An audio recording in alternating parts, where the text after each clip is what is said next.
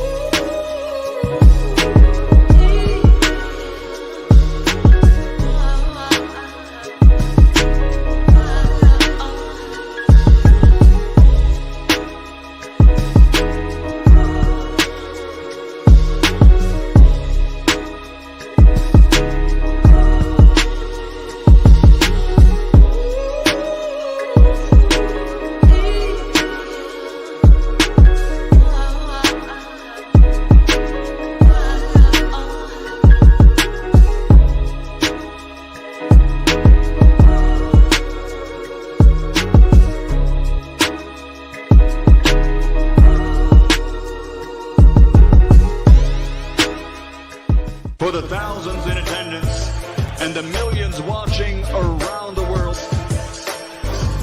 ladies and gentlemen, let's get ready to rumble! Yeah. What's up, man? It's our boy, Coach Malachi Williams in the building. We back. True Media Boxing Radio. We are back up in this BI, man. Back up in this BI. Hold on, man. Let me go ahead and pull this up right quick. I have some show notes I wanted to show. Man. Salute everybody, man. Salute everybody in the chat. You know what I mean? We're going to make it do what it do. All right, that's it right there. Next, see what's up. All right, cool. I had to pull up. I wanted to show some show notes, so let me go over here. I think I'm over there. Bear with me one moment, guys. Bam. I'm getting a whole bunch of damn spam, checking fucking emails while I'm here doing the show. But here we go. I just wanted to get to this right here. Okay, the day the 28th, right? Yeah, I think the day the 28th. Okay, the day is Tuesday. All right, cool. So let's go ahead and do that. Hold on, guys. Hold on. I'm trying to get to something right quick because I think I read this yesterday. This is about the show. So salute everybody in the chat, man. I get to this some other time. Looking at I'm looking for all right, here you go. I found it. This is Paulie Malignaggi, right? I know Canelo fans, y'all love Paulie Malignaggi. I know that. One thing I know about Canelo fans, they love Paulie Malignaggi. They love Dante's Boxing Nation, and they love Aki TV. Is that true? Is that true or false? True. One thing I know about Canelo fans. Hold on. Is that y'all let me know if I'm spot on in my analysis. They love Paulie Malignaggi. They love, as a matter of fact, hold on. This is who I know Canelo fans love. They love Paulie Malignaggi. They love what's my main man name? What the dude name? Teddy Atlas. They love Paulie Malignaggi. They love Teddy Atlas. They love Dante's Boxing Nation, and they love Aki TV. True.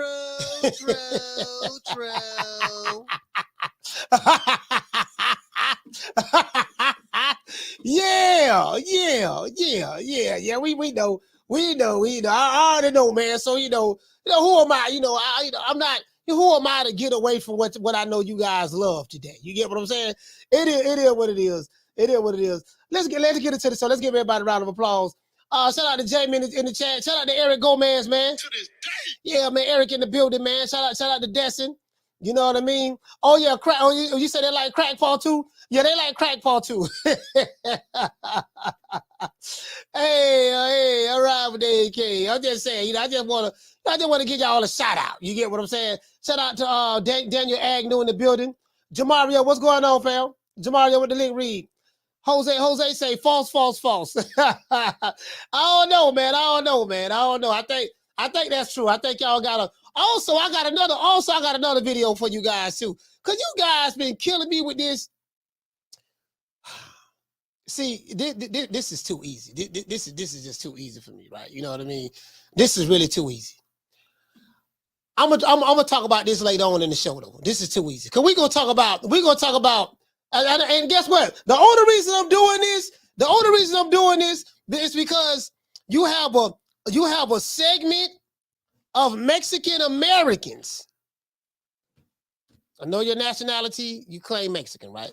But we have a segment of Mexican Americans, meaning you was born here in the United States, that feel that they are more Mexican than other Mexican Americans who was born here in the United States. True.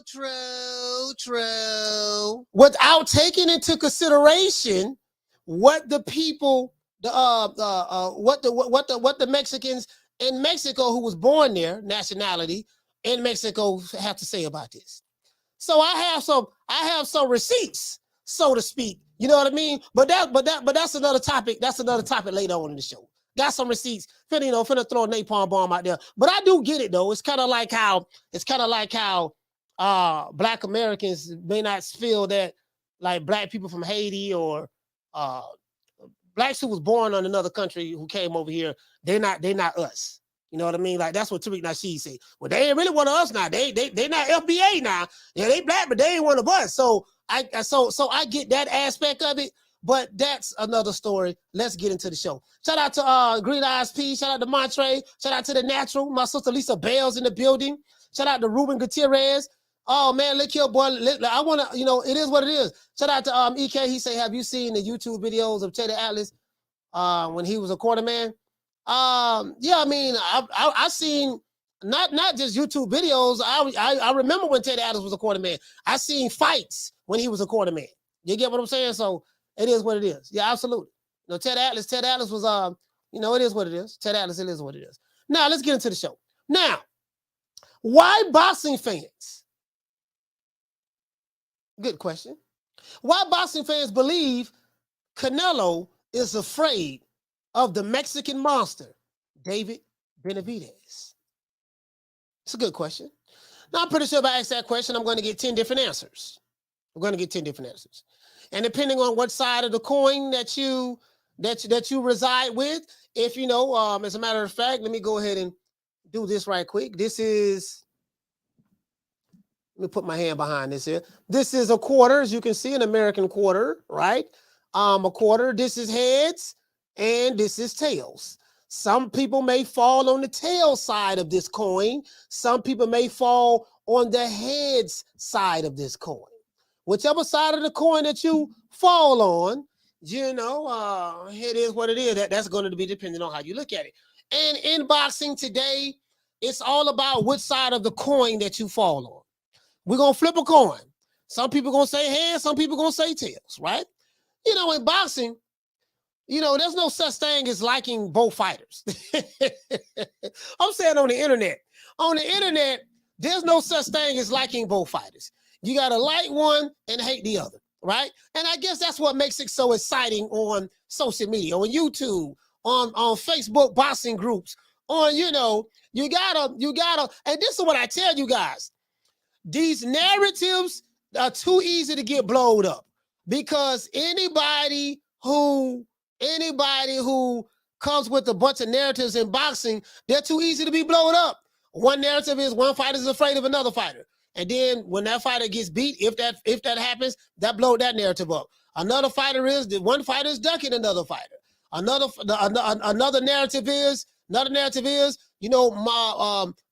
fighter got to fight A, B, C, and D, but my fighter ain't got to fight him because my fight on a different level. So, it's so many of these different levels get blown up because it's like, okay, what I do notice about the guys who push a lot of narratives, they have double standards that destroy their own argument. And when you throw that narrative right back at them and give them a perfect example of, hey, this is exactly what you're doing, then guess what? They can't handle it. True.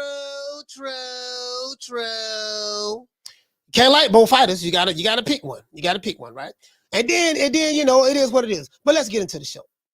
Now, ever since the Mexican monster, David Benavidez's victory over Demetrius Andrade concluded this past Saturday night, boxing fans have been all over the place about whether or not will Canelo fight David next? Now, this is another thing I have to say too. If you are a Mexican American, that means you wasn't born in Mexico.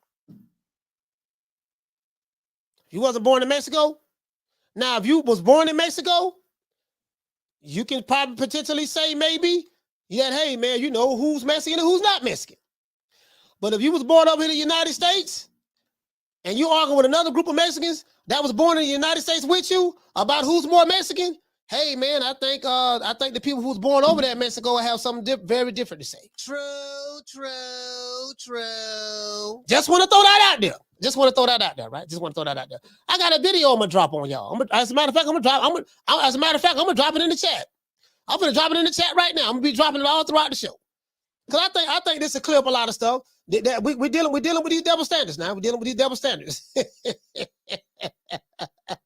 Oh yeah. We go ahead and drop that right there. Bam. You know the crazy part about it, I actually met this lady. I actually met her at the airport one time. Probably like I want to say maybe last year. Y'all check that video out. That video is called "What Do Mexicans Really Think About Mexican Americans?" I think that'll be very, very educational. That's all I'm saying. That'll be very educational. Anyways, now of course this might hurt some people's feelings, but hey, it's not coming from me. It's coming from Mexicans from Mexico. And you're gonna see it for yourself. Anyways, ever since the Mexican monster David Benavidez's victory over Demetrius Andrade concluded this past Saturday night, boxing fans has been all over the place on whether or not will Canelo fight David Benavidez next. I am of the opinion that Canelo will fight David. That's my opinion. I believe he will fight him. Other boxing fans are not so sure. Again, I am of the opinion that Canelo will fight David Benavidez. I don't think that I just find it hard to believe that he would sign a 3-fight deal with the PBC and David Benavidez is not included in that 3-fight deal. Shout out to my sister Mimi24. Shout out to Lisa Bales. Shout out to the Goddess. Salute to you, sis. Shout out to Green Eyes P. Shout out to Brady 12. It is what it is. Damien, salute to you, fam. Shout out to Ryan. Salute. And shout out to Jared. It is what it is, man. So it is. So salute to you, fam. Shout out to Jared Rice. Salute to you, fam. Now, as I said before, I am of the opinion, Coach Malachi is of the opinion that Canelo will fight David Benavidez. I think that fight is going to happen next year. Whether it happened in May or September, I have no idea. I will be shocked if he don't fight David Benavidez. I would be shocked, right? Myself. If he don't fight him, I'll come on this live and tell everybody. I say, you know what? All you guys who said he wasn't going to fight him, you guys was 100% right. I was wrong. I would tell you that, right? Now, retired fighter Shawn Porter says that he doesn't think David Benavidez needs to fight Canelo Alvarez. And this is the reason why he gave. Porter feels that Canelo, and you guys know Canelo has about 64 fights? I think he's 64 fights. So he lost 2. He drawn 2 times, and I think he won like 60. You get what I'm saying? He say, Shawn Porter feels that Canelo has no plans on fighting the WBC interim super middleweight champion Benavidez before he retires. This is what Shawn Porter said. Shawn says that Canelo has been fighting for almost 20 years. I think he turned pro in 2005? So he's been boxing for almost 20 years, right? And then I don't think he went through the amateurs. I don't think he did Canelo go through the amateurs? I mean, he turned pro at 15, so if he I don't know what type of amateur career he probably would have had, but I don't know what his amateur career is. I probably have to talk to one of you Canelo fans. Y'all know more about Canelo than I do as it relates to that, right? But anyways, as a pro, he's been boxing for 18 years. Shawn says that Canelo has been fighting for 20 years and has too many fights under his belt to take on a fighter as young, big, and strong as the 26-year-old Benavidez. Now, you know what? That's a valid opinion. He's saying that he feels that Canelo's been boxing for almost 20 years, 18 years, and that he's had too many fights under his belt. He has 64 fights.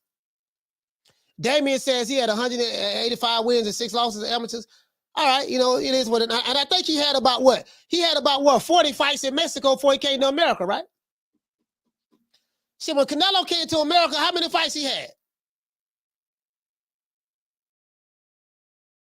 Anybody know how many fights? I mean, I can look it up. How many fights he had in Mexico? I think when he came from Mexico, he was like what, 35-0, some of that sort.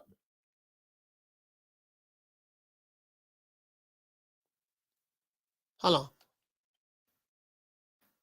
What he was like 35-0 before he came to America, something of that sort. Let me see.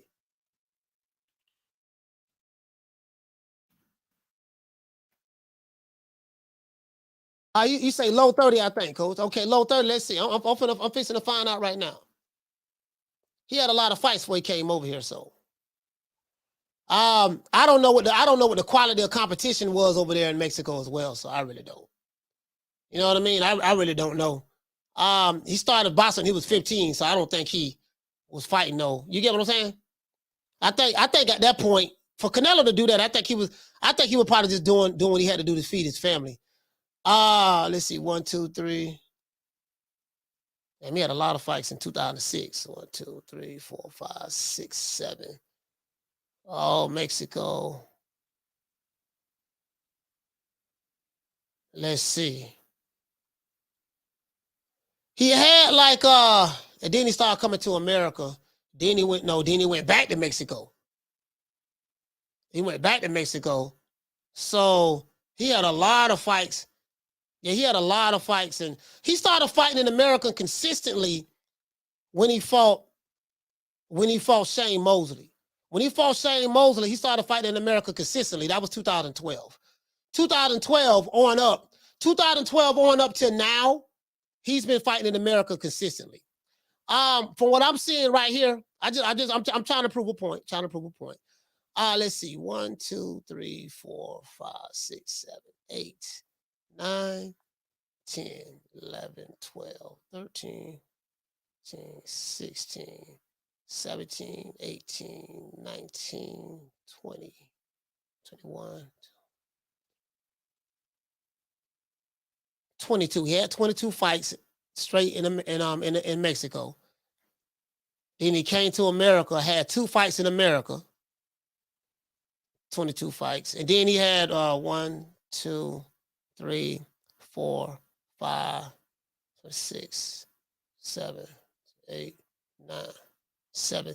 Then he had 7. So he had like 29 fights pretty much in Mexico before he started well, you know what? Yeah, he started fighting back and forth between Mexico and America, from what I'm seeing here, right? So, and then he started fighting consistently in America in 2012. 2011 Mexico, 2011 America, 11 Mexico, 11 America. So he have a fight. He fought Matthew Hatton in America. Then he have another fight in Mexico. Then he have another fight in Mexico. Then he fight somebody, Carlos Boldemir, in America. And then you get what I'm saying? So he probably roughly had about damn near 30 fights, 29, 30 fights pretty much in Mexico before he started fighting primarily in America, right? Which is pretty good. I'm pretty sure, I don't know exactly how much money he made, but which is pretty good. I mean, when you're that young, you have to do what you have to do. Have to do what you have to do when you're that young, especially if you got a family to take care of. Now, I told you guys what Shawn Porter said. Shawn Porter said that Canelo has been fighting for 20 years, and he has too many fights under his belt in order to take on a fighter that is young, big, and strong as the 26-year-old David Benavidez, right? And I think a lot of Canelo fans probably feel that way as well. I'm going to tell you why I think a lot of Canelo fans feel that way, because I listen to their responses, right? And I listen to both sides of the coin. And the people who I hear that's adamant about not fighting David Benavidez and he ain't done enough and he got to do A, B, C, and D in order to get opportunity to fight Canelo. I think they lean more on the side of Canelo had a lot of fights. This dude is a little bit too big, this and that. They're not saying that, but how adamant they are against that fight and the vigor that they say it with, and the vigor which they say that in kind of like tells me, paints that story for me. You get what I'm saying? So I think a lot of them probably, well, not a good portion of them probably feel that way, but they won't come out and admit it. But then you have another good portion that's like, nah, man, this dude, David Benavidez, we finna run through this dude like chopsticks. True. So you have two different facets of Canelo fans, and all of them are not one monolith. One feel, hey man, you know, David, you know, Canelo don't need to fight him. They're not saying that though. They just, what they'll say is, no man, he ain't done enough. He ain't fought nobody. You know, he got to build his resume up. He got to fight this dude, that dude, just for the opportunity. That's what they're saying. But what they're really saying is, man, you know, shit, he got a lot of fights on his belt. You know, the Benavidez is 26 years old. He's too big, he's too strong. That's what they're really saying. Right, and this is what Shawn Porter said. So we got two different Canelo groups, right? I don't want to lump all of them in the same category because you got two different kinds, right? Now, as I said, I think that a lot of these guys feel the same way. You know, a lot of Canelo fans feel this way. A good portion of them, right? Critics of Benavidez says that he doesn't or haven't earned the right to fight Canelo by beating Caleb Plant and a overmatched Andrade. You get what I'm saying? So they don't mind Canelo fighting a Jaime Munguia. They don't mind Canelo fighting Jamal Charlo. They don't mind that. You don't hear the argument of, well, Jaime Munguia hasn't done enough to fight Canelo, or Jamal Charlo hasn't done enough. You don't hear that. You only hear that from a certain faction of Canelo fans when it comes to David Benavidez. True. And I'm basing this on yesterday's show. Yesterday's show told me a lot. I did a lot of listening to a lot of callers that called in, and based on what I learned from yesterday's show, I'm like, oh, okay, I get it. And then me being on Twitter, I see the Twitter battles on Twitter. You know, it's Canelo fans versus everybody on Twitter. They fighting Crawford fans. They fighting Benavidez fans. They fighting Andrade. Well, Andrade didn't really got no fans, but the few fans he got, they fighting him. Like it's Canelo fans against the world at this point. True. Hey, Canelo fans is fighting everybody right now. But right now, they want all the smoke. Now, so critics of Benavidez, they say he hasn't earned the right to fight Canelo by beating Caleb Plant and the overmatched Demetrius Andrade. However, people like Paulie Malignaggi feels that Canelo is terrified of the Mexican monster. I don't agree with that, but that's what Paulie said.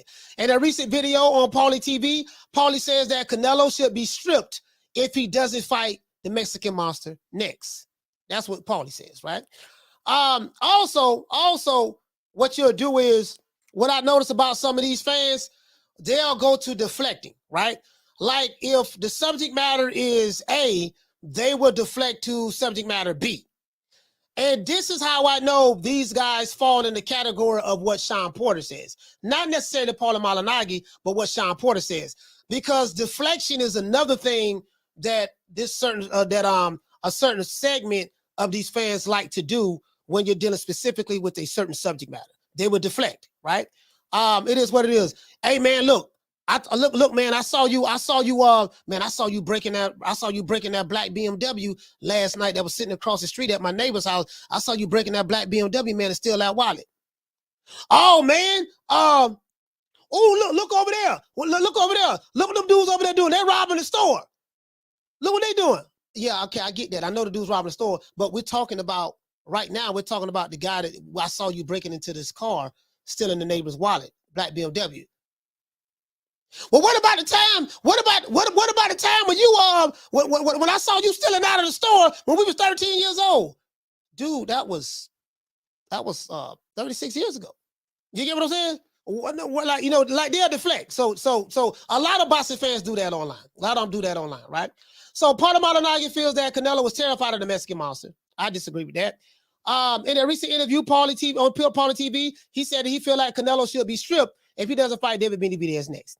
Now, I don't believe that Canelo should be stripped, because if your ass ain't stripped Jamal Charlo for fighting in 2.5, whoever fought in 2.5 years, and he still haven't defended his belt. He fought Jose Benavidez. If you ain't going to strip him, then why would you strip Canelo? True.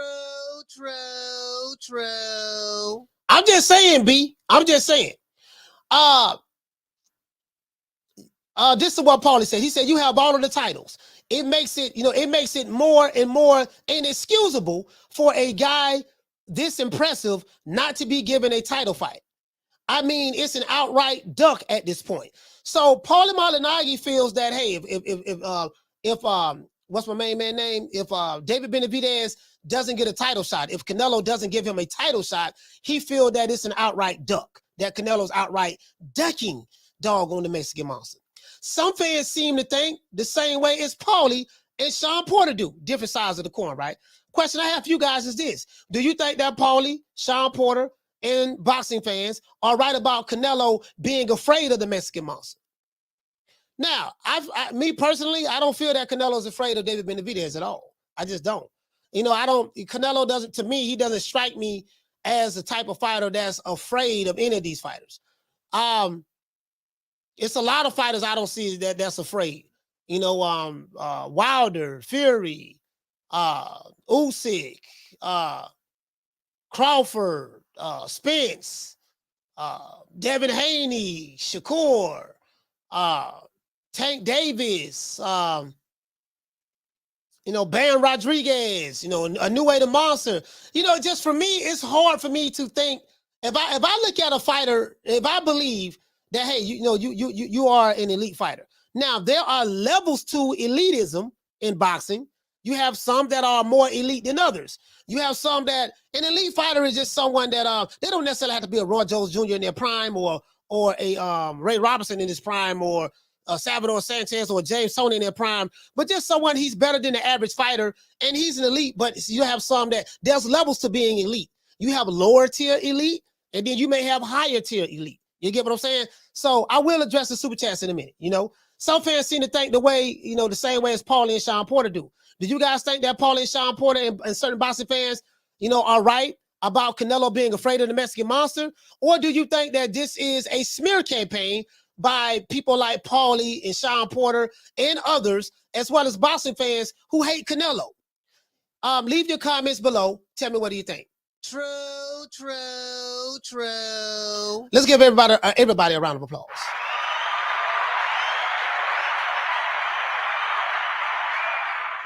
Shout out to JRG for dropping that $2 super chat. He said, drop that like. Yes, sir. I appreciate that. I will be dropping the phone line. So, of course, y'all know the routine. We got to get over 200. Shout out to Damian Bennett, man, for becoming a member, man. Salute to you, fam. True. Now, I want to show you guys something right quick. Me personally, I think some of these guys have something personal against Canelo. Personally. When I say some of these guys, I'm not talking about the boxing fans. The boxing fans, I get that. The boxing fans, you got some who love them, some who don't. You got Canelo fans. If you don't agree with everything they say about Canelo, they hate you. They don't matter. They don't matter worth nothing, right? And you have a certain group of Canelo fans. They are more reasonable. Those are the kind of ones I kind of like, right? I don't like extreme fans of no fighter. And any fighter that has a bunch of men that acts extreme over another man, I think something is wrong with that. I think you need to get a checkup from the neck up. And you have a lot of these guys, they're older. Some of these guys are older extreme fans, man fans, so to speak. And it's okay to be a fan of a fighter, but when it gets to the point to where it's extremism, to where you're threatening people, to where you're getting all out of character and this and that and yada, yada, yada, yada, yada, yada, over a fighter who don't even know you. They don't even know you. You get what I'm saying? So I think that's kind of, you know what I mean? Some of the man fans get kind of outrageous, but it is what it is. I kind of expect that. That's par for the course right now. That's par for the course right now. In other news, I want to say this. In other news, this right here, just in case for you, I don't want to leave anybody out, but just in case, let me see something. Want to leave anybody out now? Out of all the celebrities, but just in case anybody worried about how you're going to finance your next fight at the PBC, guess what? We got Pretty Boy Floyd. They said he's wearing a $20 million rollie right there. $20 million. He got enough ice. So literally around his wrist, he has enough money to finance the entire PBC roster. Jacob & Co. billionaire. With the ice, with his ice around his wrist, and then all the ice around his neck. Because he was wearing an $18 million watch. The legendary Jacob and Co. billionaire Ashoka. He have Out a of all pinky the ring celebrities on. at the Super So Bowl, with all Floyd of that, Mayweather that's definitely enough had the money most to finance expensive the outfit. entire Why? PBC Because he was roster. wearing an $18 million watch. The legendary Jacob and Co. The billionaire entire Ashoka. PBC roster. Out of all the celebrities at the Super Bowl, Floyd Mayweather Because a lot of definitely these had the most celebrities, when they expensive go outfit. out, Why? they wear the Because fake he jewelry. was wearing an They'll put the $18 fake million jewelry on. watch. The See, when everybody legendary know you Jacob rich and and Co. got money, billionaire there's Ashoka. no need Out of of all the wearing celebrities your at the real Super stuff Bowl, anymore. I'm Floyd gonna tell you why. Mayweather Because definitely people had are the gonna most automatically expensive think that outfit. you got on Why? some real jewelry Because he was anyways. wearing an $18 million watch. The You get what I'm legendary saying? Jacob and Co. You get what I'm billionaire saying? Ashoka. You know, a lot of people Out of all the think, a lot of celebrities at people the gonna Super think Bowl, anyways. You know? Floyd Mayweather definitely had the most expensive outfit. Why? Because he was wearing an I just want $18 to throw that million out there. watch. The legendary Jacob. Let me turn the volume down now. But you get what I'm saying? A lot of people feel like he wearing some real stuff anyway. So I just want to throw that out there. So there's hope. If you're in the PBC, there is hope. There is hope. Hope right now. You get what I'm saying? Hey, shout out to Yamas. He say, nah, Floyd don't rock fake jewels. Okay. True. Hey, yeah, I know the audio was playing.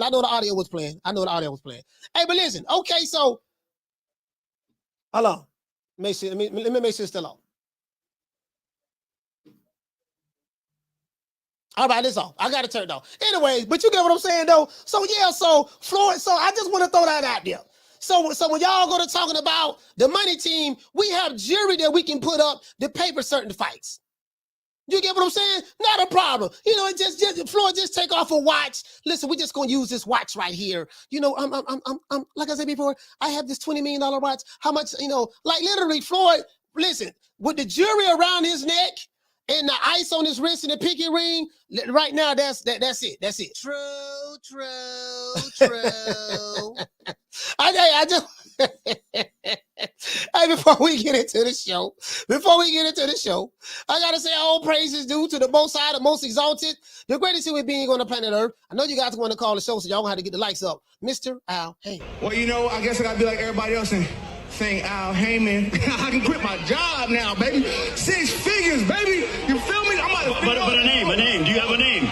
Oh, nah, I ain't got no name, you know. Name them names, man. They know who they is. Name them names, please. The names need to be named. They know who they is. The Mexican monster. Yeah, again, I'm not one of these guys who think that Canelo is afraid of these guys. I don't think none of these elite fighters are afraid. And I'm not just saying this because it's Canelo. I don't think any of these elite fighters are afraid. Now, I do think that these elite fighters understand the risk assessment. You know, certain fighters are more risk than others. I do get that. And also, when you're a fighter that's making a certain amount of money, you know, you're always looking for fights that's going to pay you that type of money or somewhere close to it. So a lot of this stuff is financial. What they like to call the business of boxing. I find it very hard to believe for a fighter that made $30 million has made $30 million in a fight or per fight or whatever. He's looking to find fights that's going to pay him somewhere in that ballpark, you know, because that's what he's accustomed to making at this point. So I think that a lot of these fights that don't get made, that's what it's about. You know, some of the lower tier fights that get made from upper echelon fighters, it's because, okay, listen, we ain't got to pay this guy a whole lot of money. So I'm going to still make the kind of money I want to make or get somewhere close to it. But this guy's willing to get in the ring for peanuts. So that makes more sense to us. That's what Booger Ray Leonard be talking about when it has to make sense. True. When it has to make sense. Anybody watching the show, hate watching, don't want to hit the like button? Riley, talk to him. Look, fuck you. Fuck the plane you flew in on. Fuck them shoes. Fuck the socks with the bell on it. Fuck them cheap-ass cigars. Fuck your yuck mouth teeth. Fuck your hairpiece. Fuck your chocolate. Fuck Guy Ritchie. Fuck Prince William. Fuck the Queen. This is America. My president is black and my Lambo is blue, nigga. Now get the fuck out my hotel room. And if I see you in the street, I'm slapping the shit out of you. Shout out to Shad 1419. Hey, okay. Dropping that quarter of a bam dub on your boy. Hey, Leroy. Super chat received. Playtime's over, boy. He said the rapper Rick Ross said that Mayweather money looked funny in the light on Mafia music, counterfeit. Yeah. I don't know about that. Yeah, I don't know about that. I mean, you know, I don't know about that. All I know is I don't have any of those guys' money. the rapper William Roberts, better known as AKA Rick Ross, or Floyd Mayweather. Down from the bar, there's a platform stage. People pimping, sharp as razor blades. Hey man, shout out to La Jessica. Shout out to La Jessica, man, in the building. Yarmus in the building. Brooklyn Stand Up. Mike the Mobile Mechanic. Green Eyes P. T Seals from the ATL. Eric Grimey. Shout out to Amazon. Shout out to Eric Grimey. He say Amazon gonna make Heyman make the fights. I mean, you know what though? That's a good thing though. I mean, that's a good thing. Like, I think PBC, and I told you guys, Al Heyman them are gonna be all right. He's a smart guy. He gonna land on his feet. You know, we've been hearing about the Amazon Prime for a while. You know, if that goes through, I think that'd be good. I don't know how many of the 160 something million subscribers that Amazon has is going to translate into turning into boxing fans and buying pay-per-views. That we don't know. We don't know that. You know, just because they go on Amazon Prime doesn't necessarily mean that, hey man, that means that when Tank or Canelo or Spence or anybody going pay-per-view, they're going to do millions of pay-per-view buys. No, that ain't what that means. People are on Amazon for what they are on Amazon for. And if they're not there to watch boxing, they're not going to watch boxing. True. It's just simple as that. It's not as simple as, yeah, man, you know, that's a good move because, shit, you know, when they get on there now, you know, everybody going to be doing good when we turn to go on pay-per-view. No, that's not true at all. That's not true at all. Because the question you got to ask yourself is this here: out of them 160 something million subscribers, people like me, I'm an Amazon Prime subscriber. Like me, I'm an Amazon Prime member. I get stuff from Amazon damn near every day, right? Amazon don't got so much of my money. Like, I ain't gonna lie, Amazon got a whole lot of my money. I ain't gonna lie. They get a whole lot of my money. So, you know, I've been Amazon Prime. I paid a yearly membership fee every year.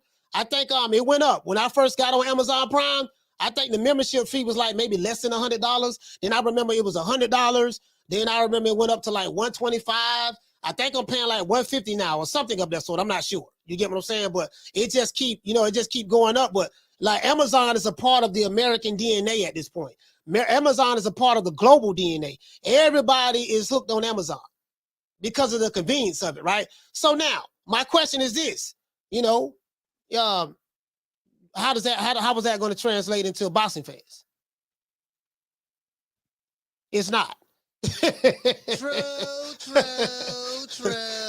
Shit, if a sports network by the name of Showtime, Showtime has Showtime Boxing.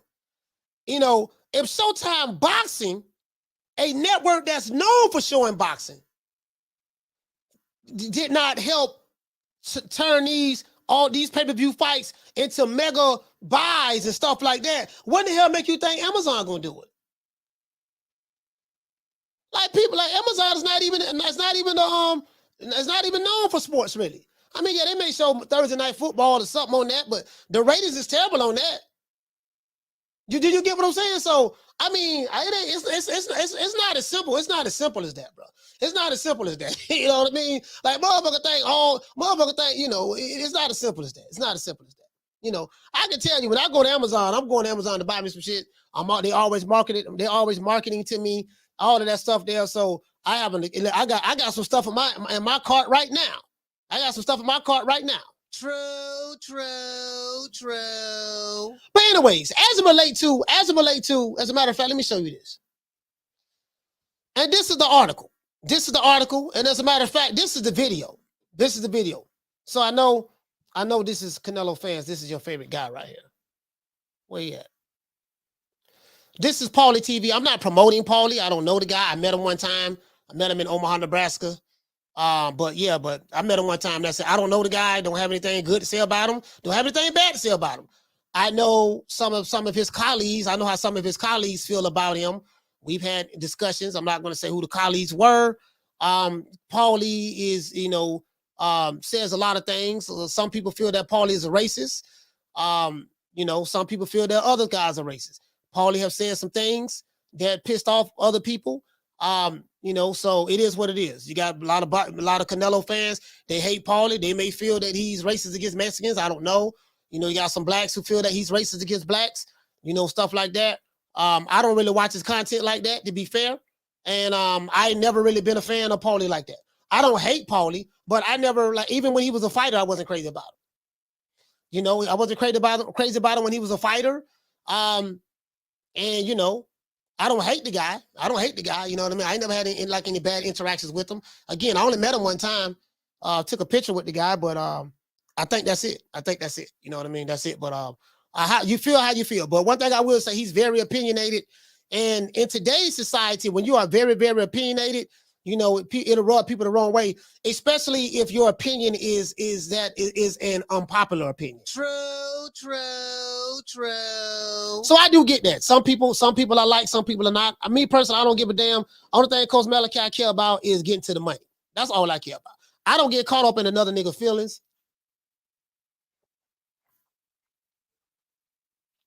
Player rule number one that I learned, that I was taught, never get caught up in another man or woman's emotions. Never get caught up in another woman or man's emotions. Never. Not gonna do it. You get what I'm saying? So, you know, it is what it is. That's rule number, especially in a sport. In sports, I definitely ain't gonna get caught up in that shit.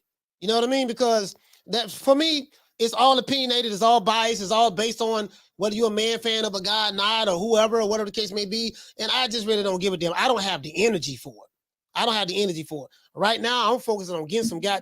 Right now, 2024 is going to be bright for me. And I got blinders on both sides. I don't give a fuck about what Group A say about Group B, Group C, and Group D. I don't give a fuck about neither of the groups and don't want to be a part of any of them. True. I'm the Lone Ranger in this motherfucker. You get what I'm saying? But anyways, how many lights we got? Do we got the lights up? All right, we got over 500 people in here, less than 200 lights. This is unacceptable. You wanna argue? I can't argue with you. You mad. Look at you. You mad. I don't get paid to argue with you. Who is you? You ain't nobody. Yeah, man. So right now, as a matter of fact, I did an Instagram live today. First time I ever did an IG live. I probably had like 8 people on the live. Because I never did Instagram live before. So, you know, me doing it and I had 8 people, it was very discouraging. No, I'm just joking. But I may start doing more Instagram lives more. It's just that, you know, I like YouTube, but I may start doing more stuff on IG. I don't really have a following on IG like that. My following is on YouTube. You get what I'm saying? My following is on YouTube. So, you know, other people telling me I need to get a Discord. I do have a Discord, but I need to figure out how to use it. I haven't just taken the time out to figure it out. I have a Discord. I also have a Patreon as well. I just haven't been promoting it. Haven't been, you know what I mean? Like I gotta figure out how all this shit work and how I can incorporate it into what I'm doing. I see other people like Nesta Gibbs. Nest got all that shit. You know what I mean? I just stick to YouTube, but I'm gonna try to diversify it a little bit more myself. True. Anyways, we're finna get ready to drop these phone lines, but before we do, we gotta say what's up to all of the cream corn ass niggas out there, cause we running things. Yep, that's right. I'm running things. Cream corn. That's why they call me that. Smooth. I got more measure for your pleasure.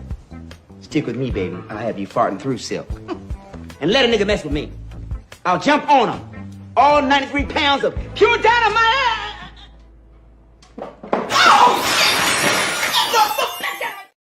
Hey, man, shout out to everybody in the chat, man. Phone lines. We finna drop these goddamn phone lines, make it do what it do. But before we do, we gotta just go take a short station identification break. Then we're gonna drop the phone lines. About you. And ever since that first night, it seems like I've been going crazy about you. Mint green chrome in the butt, burnt orange 550. Say the pinky ring pimp, give love pussy. Seafood, big pool, make your girl look. Backwoods, big grill, watch the chef cook. Talk slow, big smoke in the moonlight. Knock your doors down, shout it till your mind right. East Point, Fulton County, where a nigga from. Got love. Phone lines finna get ready to drop, man. You wanna talk some shit? Call me. Start some shit, bitch. Sup, fool? You gonna talk shit about me, homie? Where you from? hundreds of niggas is waiting for your motherfucking call, and they all talking shit about you right now. Call the coach at 530-494-9636. We waiting on your bitch ass. So the question is this, just a reminder, the question is this. We heard what Paulie had to say, you know, a lot of the fans who called yesterday pro Canelo and against Canelo or whatever. So it is what it is. I do a lot of, research, take notes, listen to what you guys say. And a lot of my topics and subject matters come from the phone calls. A lot of the phone calls I receive and stuff like that really help me come up with different topics and subject matters. So I kind of read the tea leaves a little bit to see exactly what's going on. Now, the question I have for you guys is this. Do you guys think that Paulie, Shawn Porter, and boxing fans are right about Canelo being afraid of the Mexican Monster? Or do you think that this is a smear campaign by boxing fans as well as other retired boxers and people who are in the boxing industry?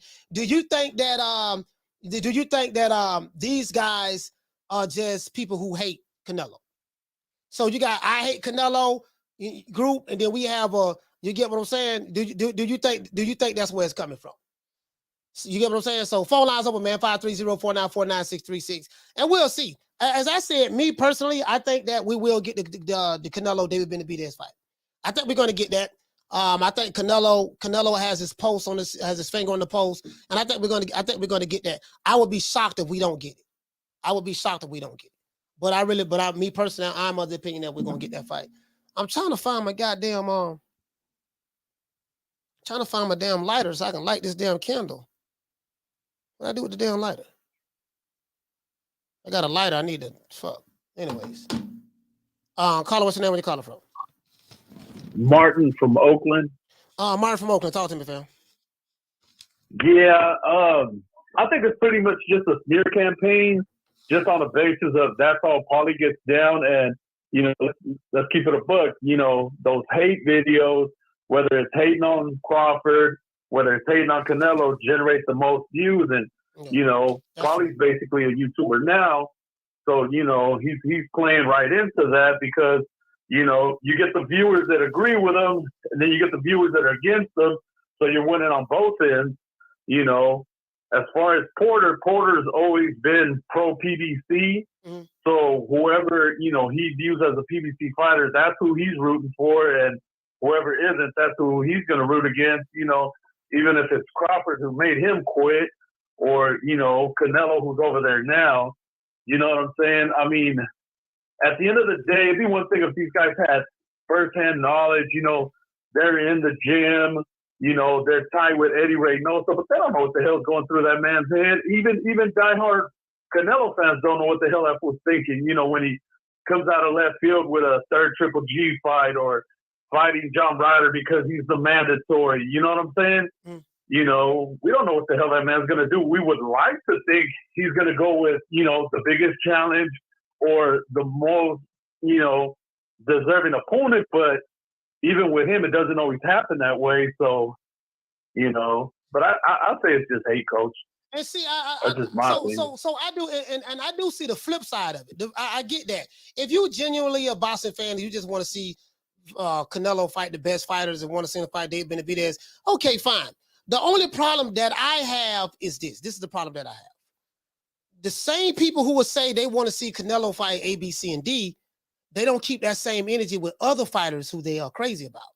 So for me, it's kind of disingenuous because if you don't have a boxing criteria for all of the fighters, even your favorite fighter, then how can you have a certain criteria for a fighter that you don't like when you don't keep that same energy with the fighter that you do like? So I'm looking at it as objective as possible. I'm like, I see both sides of the coin. I see both sides of the coin. I see exactly what's going on.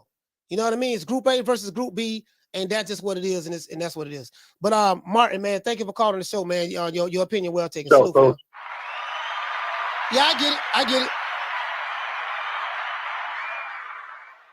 You get what I'm saying? I listen. Again, I do get it. I understand. I get both sides. So it's like I guess some people like maybe a Paulie.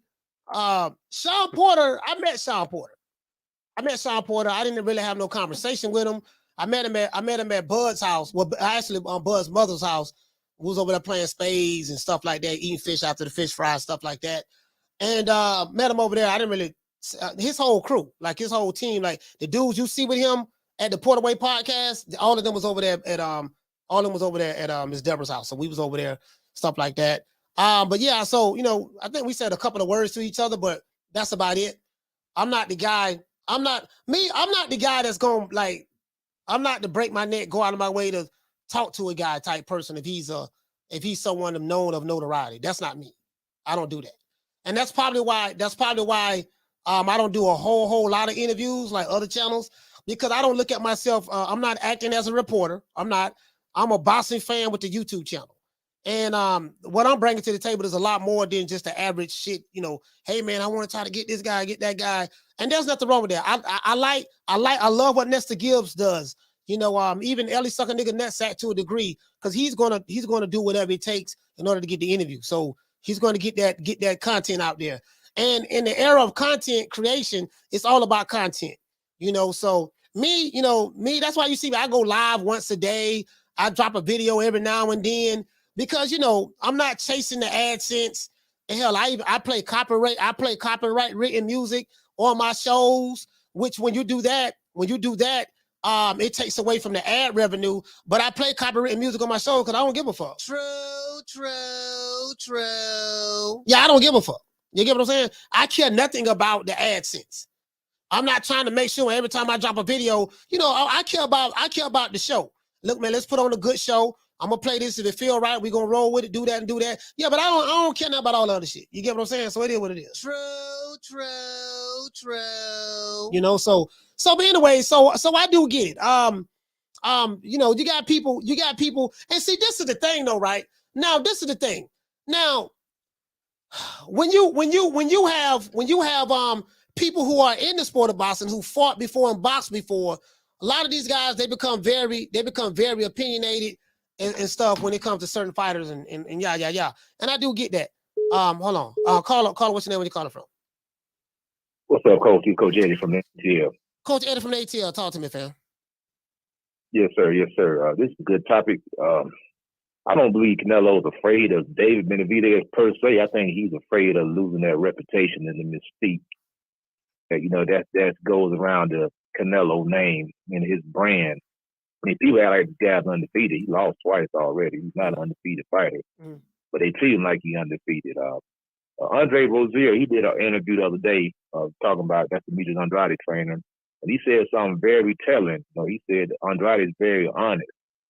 And he said when he came back to that fifth round, he said he couldn't keep David off of him. He said, I can't keep him off of him.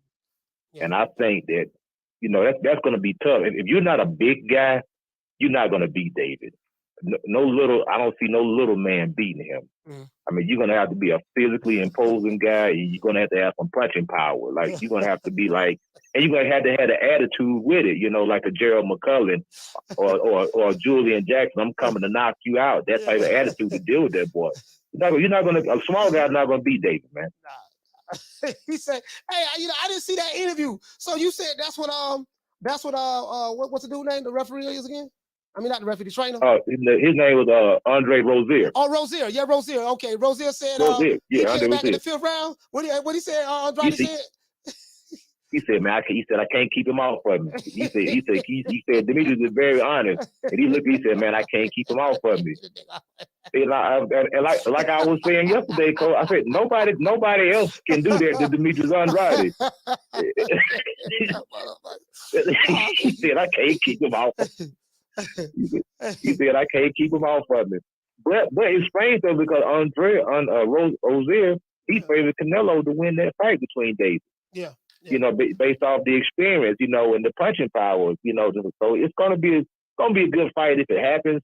Me personally, I just don't think at this stage in Canelo's career, because like I say, he'll be 34 by the time that fight happens.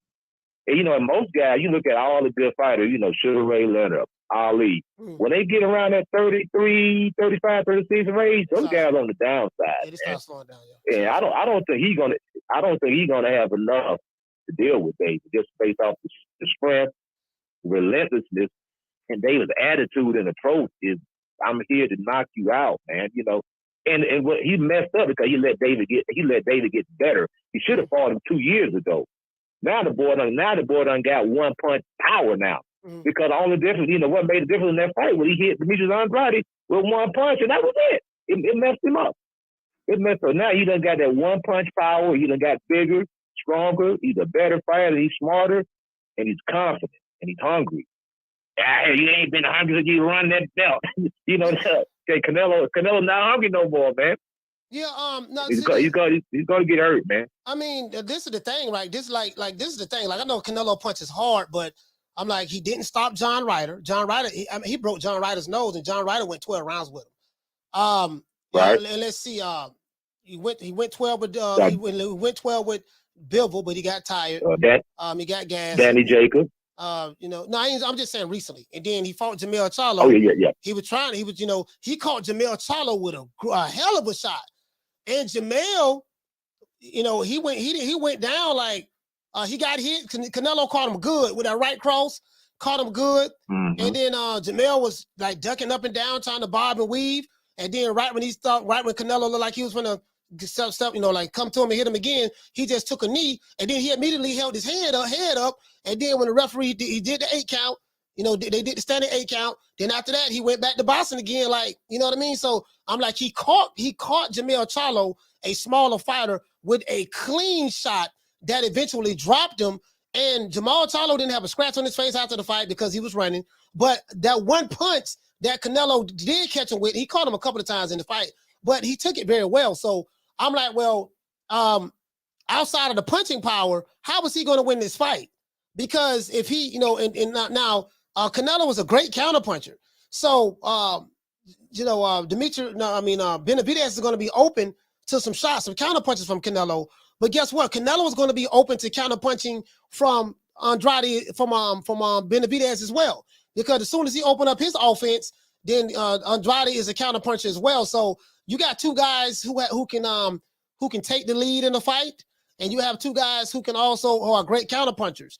And from stylistically, they bring two different skill sets to the table. Canelo has underrated footwork, but he's a pretty good defensive fighter, great upper body lateral movement. David Benavidez has good lateral movement now too, as I seen from fighting Andrade. But David Benavidez is not afraid to get hit, so he like, look, okay, if you do catch me, good, I'll reset and keep coming back. I think the biggest problem that any fighter will have fighting David Benavidez, before I let you go, is you better have some stamina. And Canelo if you can't knock that dude, listen, you better fight every second of every minute of every round. And if you can't fight every second of every minute of every round, and you run out of gas, and your power shots are not stopping this guy from coming forward throughout the fight, it's a problem. You know, that's what I see. So yeah. But anyways, I'm gonna let you wrap out, Coach Eddie. Yeah, like I say, we already seen this. Like freaking David, his arms are so long he can cover his head up and his body up at the same time. You know, he's got a strange build, and we already seen Canelo loads up on everything. That's gonna give David a chance to cover up, just like Bivol did. Just keep your hands up, keep the elbows tight. Canelo's gonna gas out. Cause really, Canelo's a bloated. He's a blowed up 168. He ain't freaking 168 pounder. You know what I mean? But he's gonna have trouble. I mean, David is full of piss and vinegar, man. Like we say down here in the South, man. And that dude he's a relentless guy. He beat Andrade back into the 160-pound division. They said, man, we going back to 160, man. But he beat that boy so bad he changed weight classes. But yeah, I'm out of here, Coach. All right, shout out to Coach Eddie. Salute, fam.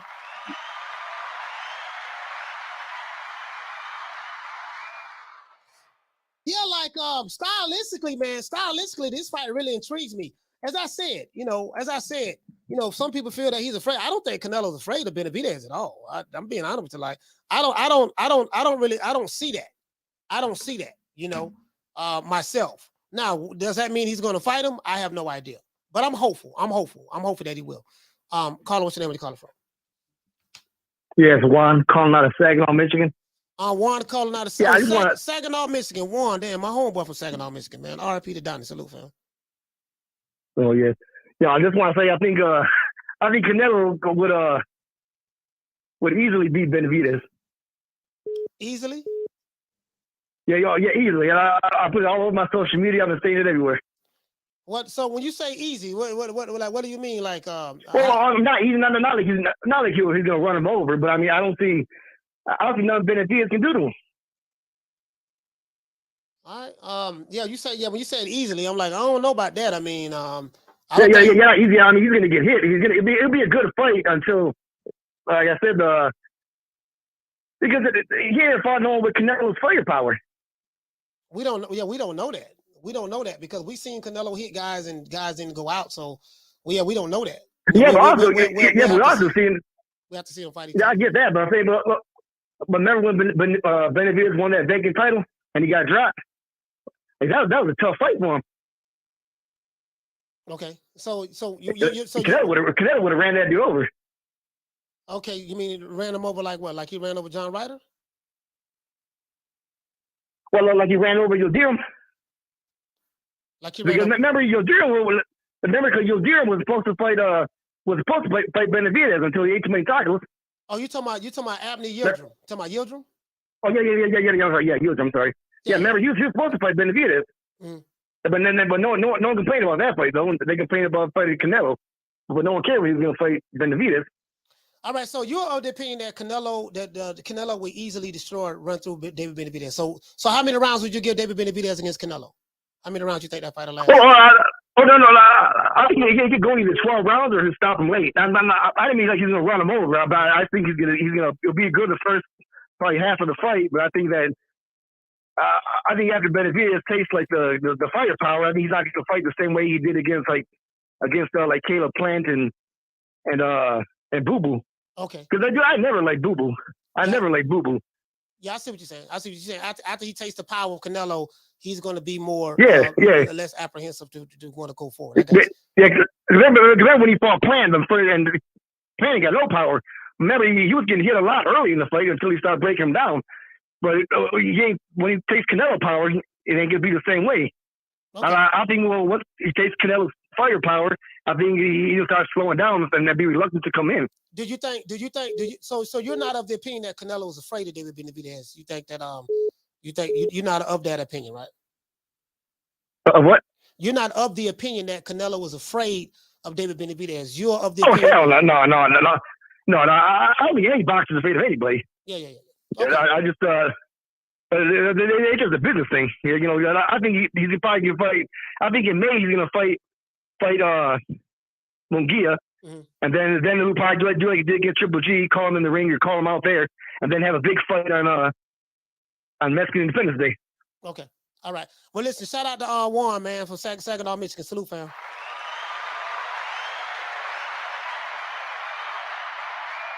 Hey, shout out to Flex BK. What's going on, fam? Shout out to Flex BK, man. Martin King Boston in the building. Shad 1419. Ed, what's going on, Ed? Dr. Paul in the building. Who else we got in there? Green Eyes P. La Jessica's in the building. Steven 47. Shout out to Diaz. Salute to you, fam. Mike the Mobile Mechanic. Salute to you. M. Cole in the building. Shout out to the one Mr. Ham. Salute to you, fam. Yeah, he said, I don't know about that now. She said, let me see what's up. I'll call her. What's your name? Where you calling from? What up, Coach? I was from Brooklyn, man. John was from Brooklyn. Talk to me. Oh, man, that was a good fight last week, man.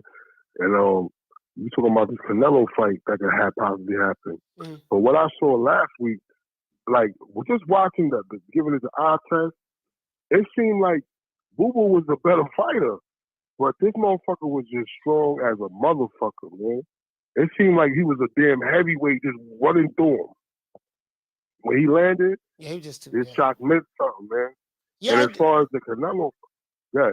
No, you know what, y'all was. I looked at some replays of that fight, man. Andrade landed some uppercuts on doggone Benavidez. He caught him with some. I'm talking about he caught him with some clean uppercuts too. Split the guard, bam, went up because I know Canelo going to throw that shot. But he was landing some good shots on Benavidez. Like the first couple of rounds, like he was doing his thing. It didn't mean that.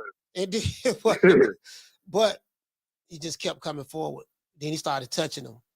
Then, no, hold on. This is what I wanted to say that I meant to say yesterday. There's something that Demetrius that Benavidez did in this fight that he didn't do when he fought Caleb Plant. He fought a lot better out of the clinch when he fought Andrade. When he fought Caleb Plant was easily able to tie Benavidez up, and then they had to wait till the referee to break them apart. Andrade tried to do those same tactics that Plant did against Benavidez, and Benavidez was punching his ass out of the clinch. Like right when Andrade grabbed him, he was violently getting out of the clinch instead of submitting to the clinch, and he was hitting doggone Andrade. Like got his arm loose, punching him on the side of the head, come up with an uppercut, go to the body, and he made Andrade release him, let him go. So I said that's something that he did differently. He sold a lot more footwork, but then this time he was violently getting out of the clinch and fighting out of the clinch. He did really, really good with that. Yeah, I agree, man. Like, you gotta give his top credit for that, man. Because they went to the gym, they went over the game plan, he executed it, man. Yo, I remember watching, it was about the 4th round, and I bet on Booba, I ain't gonna lie. Yo, he was putting shots together. And like, it bugged me out because I was always taught not to fight straight up. And both of them brothers, they fight tall. Like where they don't even get leverage on with their legs when they shot. But they doing something right, man. Because this motherfucker was standing straight up. And it's interesting, like, he was fighting, like you said, out of the clinch, because for you to stand so tall and get leverage on your shot, the short one, yo, man, I think, I'm going to be honest with you, I'm a Canelo fan. He got problems with him, I think, man. Because Canelo, right now, he's on a decline. He throw one shot at a time. And I can see him having a real issue with him, man. I don't like saying nobody's scared of nobody because he's a professional fighter. Yeah, I don't think. Well, I don't think he in a rush to take that fight. You know, because everybody throw this shit around. Somebody's scared of somebody. Ain't nobody fucking scared of nobody. So you take the position. So Shawn Porter said that he doesn't believe that Canelo will fight him because he's had a lot of wear and tear. Canelo has 64 fights. He had like 30 fights in Mexico before he came over here, right? So he has 64 fights, and out of those 64 fights, he has a lot. Do you feel that? Hey, man, he just have too many fights, a lot of wear and tear, and in this stage of his career, fighting someone that's young, that's hungry, that's big, that's strong, like a Benavidez, might not be a good move for Canelo. Do you feel that way? The way Shawn Porter's talking about? Because he's saying that he don't think that might happen because of those reasons. Yo, Coach, I know you don't like this, but I'm gonna quote your man. It's about being smarter, not being, you know what I mean? Yeah. Doing it smarter, not harder, man. To my floor, at this point, with his mileage, you gotta remember this nigga was at 16? Yeah, 15 or 16. He got miles on him, man. This is like a dangerous fight at this point in his career, in my opinion. This kid is young, he's hungry, he got an awkward style, and like I said before, damn, I sound like Floyd. And like I said, yo, that straight up shit, I don't know how it works for him, but it works, man. Because if just watching, it looked like excuse me, Boo Boo was a better fighter. It looked like. In the beginning, but, yo, that motherfucker kept. Yeah, in the beginning, he started strong like he said he would too. I felt good about my bet. 5th round, I wasn't feeling good. I wasn't feeling. Oh man, word. Yo, but I'm gonna clear the lineup, man. Everybody calling in. Peace and love, shout out to y'all, man. Hey. Yeah, I think. Hold on, guys. Hold on. Wait a second. Hold on, caller. Hold on. Let me get this out of the way. Caller, what's your name? Where you calling from? This is Adrian from LA. Adrian from LA. Talk to me. Check this out, man. First of all, I love your show. My mom loves the show. She loves that true, just to let you know. Oh, yeah? Yeah, she loves it, man. She loves it. Check it out. So, David Benavidez will definitely give Canelo some major problems, okay? And what Benavidez showed me this week was, I mean, I picked him to win, but I don't know he's going to win like that. I mean, he cut off that ring real good. And this guy just does not get tired. And like you say, he got stronger. Now, as far as that, not the previous caller, but the caller before that, that said that Canelo would, that they go 12 rounds, Canelo would beat him. Man, I'll tell you right now, everybody knows that Canelo's gas tank is bad. He gets tired the second half of the fight. We've seen that against Bivol, even against Ryder. The Mexican monster does not get tired, man. This guy's just he's just gotten stronger. And one of your other callers said, Canelo would have been better off fighting Benavidez a couple of years ago because he's just getting better and better, man. Personally, I'm not Mexican-American. I do take Benavidez to probably take Canelo out, probably within the 8th round, straight up just like that, man, because he's just looking that good right now. I don't see anybody in 168 stopping him. Nobody in 168 stopping him right now. Eventually, he has to go up to fight against Bivol. But as far as his footwork goes, his footwork really improved. What do you think about that, Coach? Did his footwork look better to you? Did it look better to me? Yes, his footwork looked really good against Andrade, because I would want to give. I probably gave Andrade the advantage from a footwork standpoint. But what I noticed what Benavidez was doing, he was stepping to Andrade's weak side, and Andrade is a southpaw, so the weak side is when you step outside of the jab. When you step outside of the lead foot, the right foot of the jab. So he was stepping on the weak, he was stepping around the weak side, cutting Andrade off, because Andrade was trying to circle around to his right side. And what Benavidez did, he said, no, I'm going to step that way. So he cut that ring off very well, noticing that, okay, Andrade is going to try to go back to my right hand, my power hand. And when he went back the other way, when he cut him off, that's when he started timing him with the straight right. Boom. Like short, straight right shots. Boom. Go to the body. And he was changing different levels up on it. And I'm like, this is very, very crafty what he's doing. He's fighting a guy that's very fleet-footed, and this guy has better footwork than him, but he cut him off. And when he cut him off where he knew he was going to go at, and he forced him into, keep trying to keep it up. And then Andrade, when he got close, Andrade landed some shots. He'll grab him and hold on to him. But when he tried to hold on, what Benavidez did this time, he fought violently out of the clinch. The referee didn't have to break them up a lot in this fight. He was like, no, you try to grab me, boom, boom. He was just landing some good shots, going to the body, and then like snatching out of the clinch. And then when he snatched out of the clinch, boom, catching him on the way out. And I said, oh yeah, it ain't looking good for Andrade. Yeah. That's great that you pointed that out, Coach, because I noticed that too, because against Plant, just like you said, he was holding on. Yeah, Plant was holding on, man. He was holding on, right? But there you go.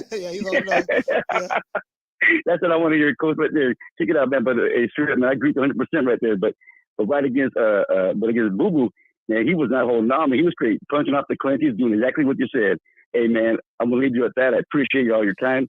I want to send happy birthday to my mom's out there with the true. All appreciate right, it, Coach. Hey, man, Thank you for your time, man. What's your mother's name? Vivian. Hey, man, happy birthday to Miss Vivian. How you doing? How you doing, ma'am? Happy birthday. True.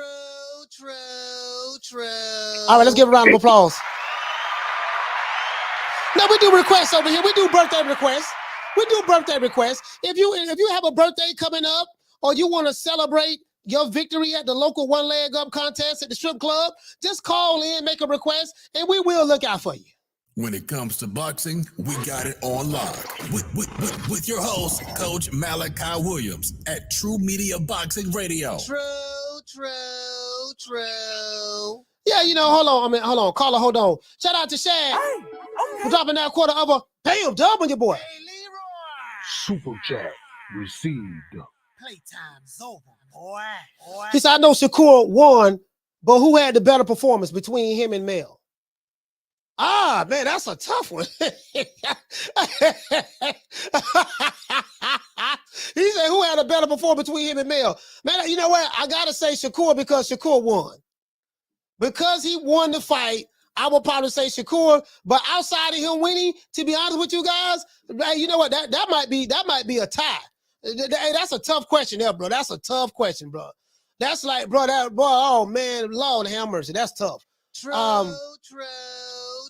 But that's a tough one. I'm going to give it to Shakur because he won the fight. Shout out to Robin B. For dropping that quarter of a bam dub on your boy. Hey, Leroy. Super chat received. Playtime's over, boy.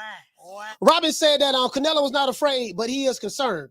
David improves every fight, Coach. Yes, he does. That is true. Down from the bar, there's a platform stage. People pimping, sharp as razor blades. Caller, what's your name? When you calling from? Jamie from New York. Jamie from New York. Talk to me, fam.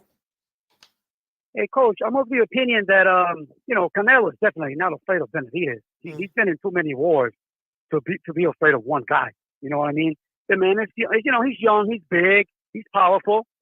But, no, there's no way. I mean, Coach, I'm of the opinion that boxers are not afraid of the man. That doesn't happen. You know what I mean? But yeah, I feel, Coach, if Canelo is getting older. For me, he's not over the hill yet, and Benavidez is on the come up. So for me, it's like dead even. It's probably a 50-50 fight. I mean, I give Canelo the experience. He's a solid fighter. He's been there before. I mean, Benavidez may bring stuff, that night that Benavidez never seen before. You know what I mean? I mean, if he starts landing his shots early to the body and everything, he got power also. But yeah, Benavidez hungry, man. He's got stamina like a motherfucker. Yeah. And again, he's hungry, man. That boy, man, he's ready. And Coach, in real life, the older lions, later will lose, his pride to the younger lion. Yeah. It happens. He's the same way. Yeah. That's how it happens like that. Yeah.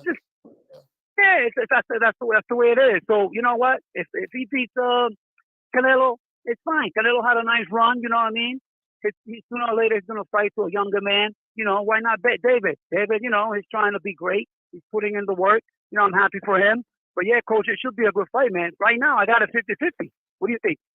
Yeah, I can make an argument for both sides, man. This is gonna be.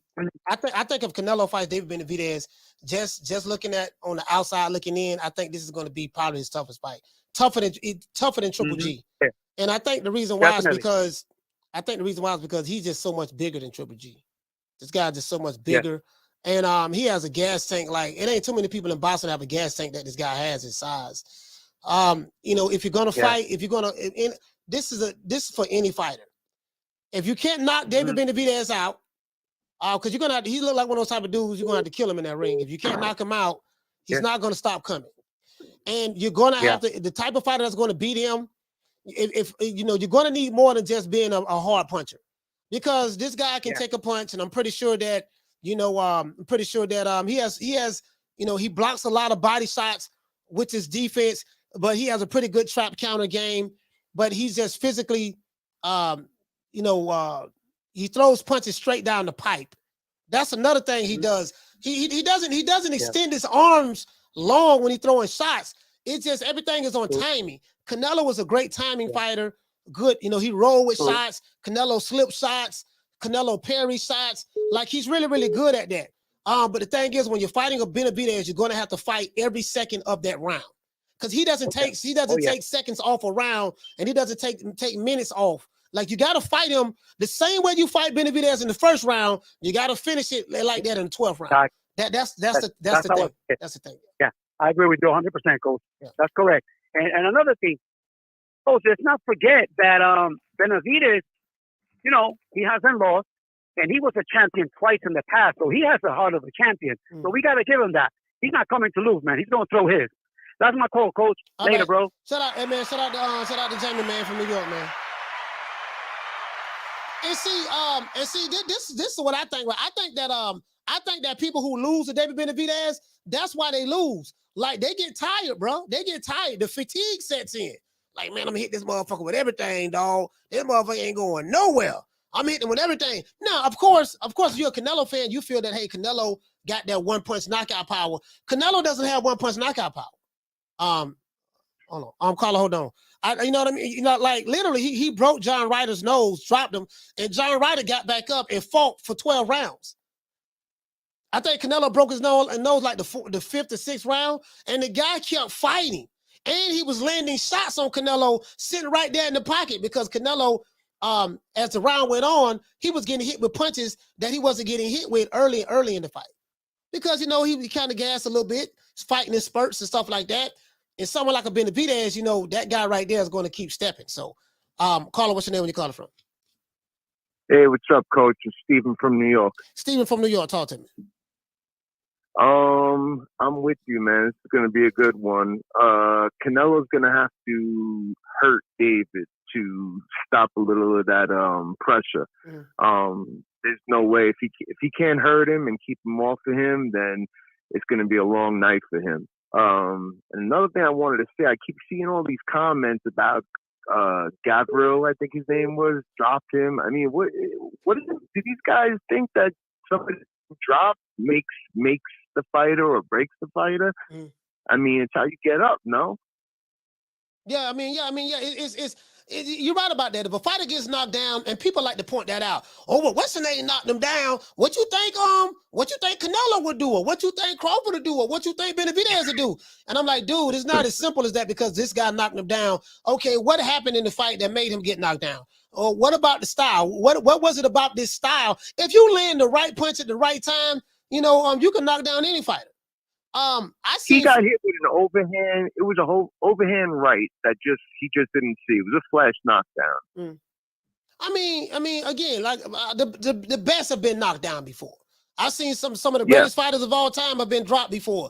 But it's not how you fall, it's how you get back up. What did he do when he get back up? What did he do? Was he able to overcome that adversity and win the fight? Hell, one of my favorite fighters, Tito Trinidad.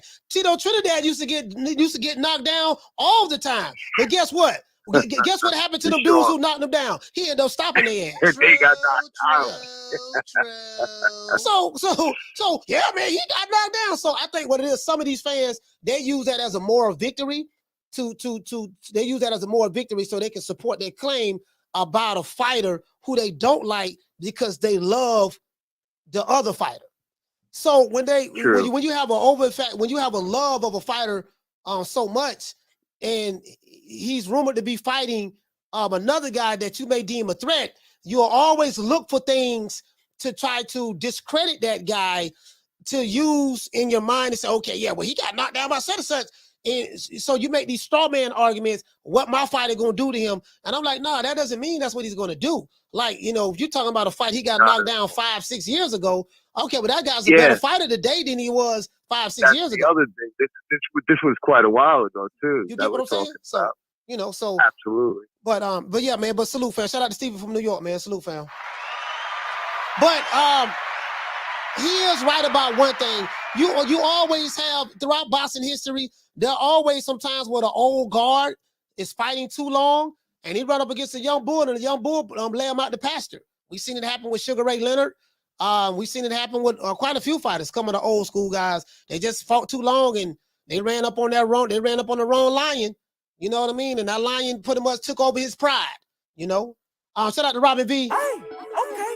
For dropping that quarter of a bam dub on your boy. Hey, Leroy. Super chat received. Playtime's over, boy. You get what I'm saying? Carla, hold on. Shout out to Robin V. He said Canelo's chances are better sooner than later. I made that statement last year. Okay, for sure. Down from the bar, there's a platform stage. People pimping, sharp as razor blades. Carla, what's your name? Where you calling from? What's going on, Coach? It's Ray from Dallas, man. Ray from Dallas. You got a lot of wind in the background, but we're going to try to make it work. And it's echoing, but we're going to see what we can do. Man, take like this, okay? Every year, they try to get a new nigga up on the scene. Oh, yeah, this guy going to destroy Canelo. This guy going to do this to Canelo. Man, look, we know that he lost twice. Everybody knows that, but that's because he dared to be great. Some people might call it a cherry pick go wrong. Listen, Canelo is not afraid of nobody. Like I think it was the last caller. He said that this is a gladiator sport. Ain't nobody afraid of anybody. He's not concerned about any of that. David is going to come in there. Let's get off our high horse now. We're talking about a legend in a walking hall of famer who had been in better battles than David Benavidez. And let this sink in. Everybody was like, oh, yeah, Caleb Plant going to do this. And Caleb Plant, what did he end up doing to Caleb Plant? He dropped him. Did David Benavidez drop Plant? Absolutely not. Now, that might not mean anything, But this is my last point, though, Coach. Everybody's all like, oh, his age and his stamina and all this other stuff. He worked on that. And another thing is that we have so many casuals that come up on here, not the previous callers, but there's a lot of people, casuals on and off of here, Coach, that don't understand that Canelo has fought injured his previous fights up until I think it was he fought injured in the Bavon fight and in the Ryder fight. So let that sink in. Now that he's healthy and he's been working on the stamina with Eddie Reynoso, man, it's gonna be easy work, man, when he fight David Benavidez. He ain't sweating him. Okay, all right. Hey, shout out to Ray from Dallas, man. Salute to you, fam. Ray got a lot of wind in the background, fam. They got a lot of wind in the background. Yeah, somebody in the chat said something. El Unico said something that was valid too. Canelo has very, very good lateral movement, upper body movement, very good lateral upper body movement. He does. You know what I mean? So that's going to present another challenge. And, you know, we'll see. We'll just see how things work out. What I will say is this here. You better know how to fight this guy for 12 rounds. And you got to fight him every minute of every second of that round. And so far from what I've seen, you know, if you're banking on Canelo's power, if Canelo power is not good enough against Benavidez, it's going to be a long night. It's going to be a long night. You get what I'm saying? So we'll see. We'll see how it works out. Caller, hold on. Shout out to Real Dude Uprising. Hey, okay. For dropping that quarter of a bam dub on your boy. Hey, Leroy. Super chat received. Playtime's over, boy. You gotta have stamina to fight that guy, bro. He said you're right about stamina, coach. Whoever beats Benavidez has to be faster and make him miss shots the whole night. Yeah, you gotta be on point. Like you gotta be on point the entire night because I don't see nobody knocking him out. I don't care who it is, David Morrell, Canelo, that guy's not getting knocked out. You might knock him down, but he's not going to get knocked out. I don't see that. Just like I don't see Canelo really getting knocked out like that. But you get what I'm saying? That's just how I see it. That's how I see it.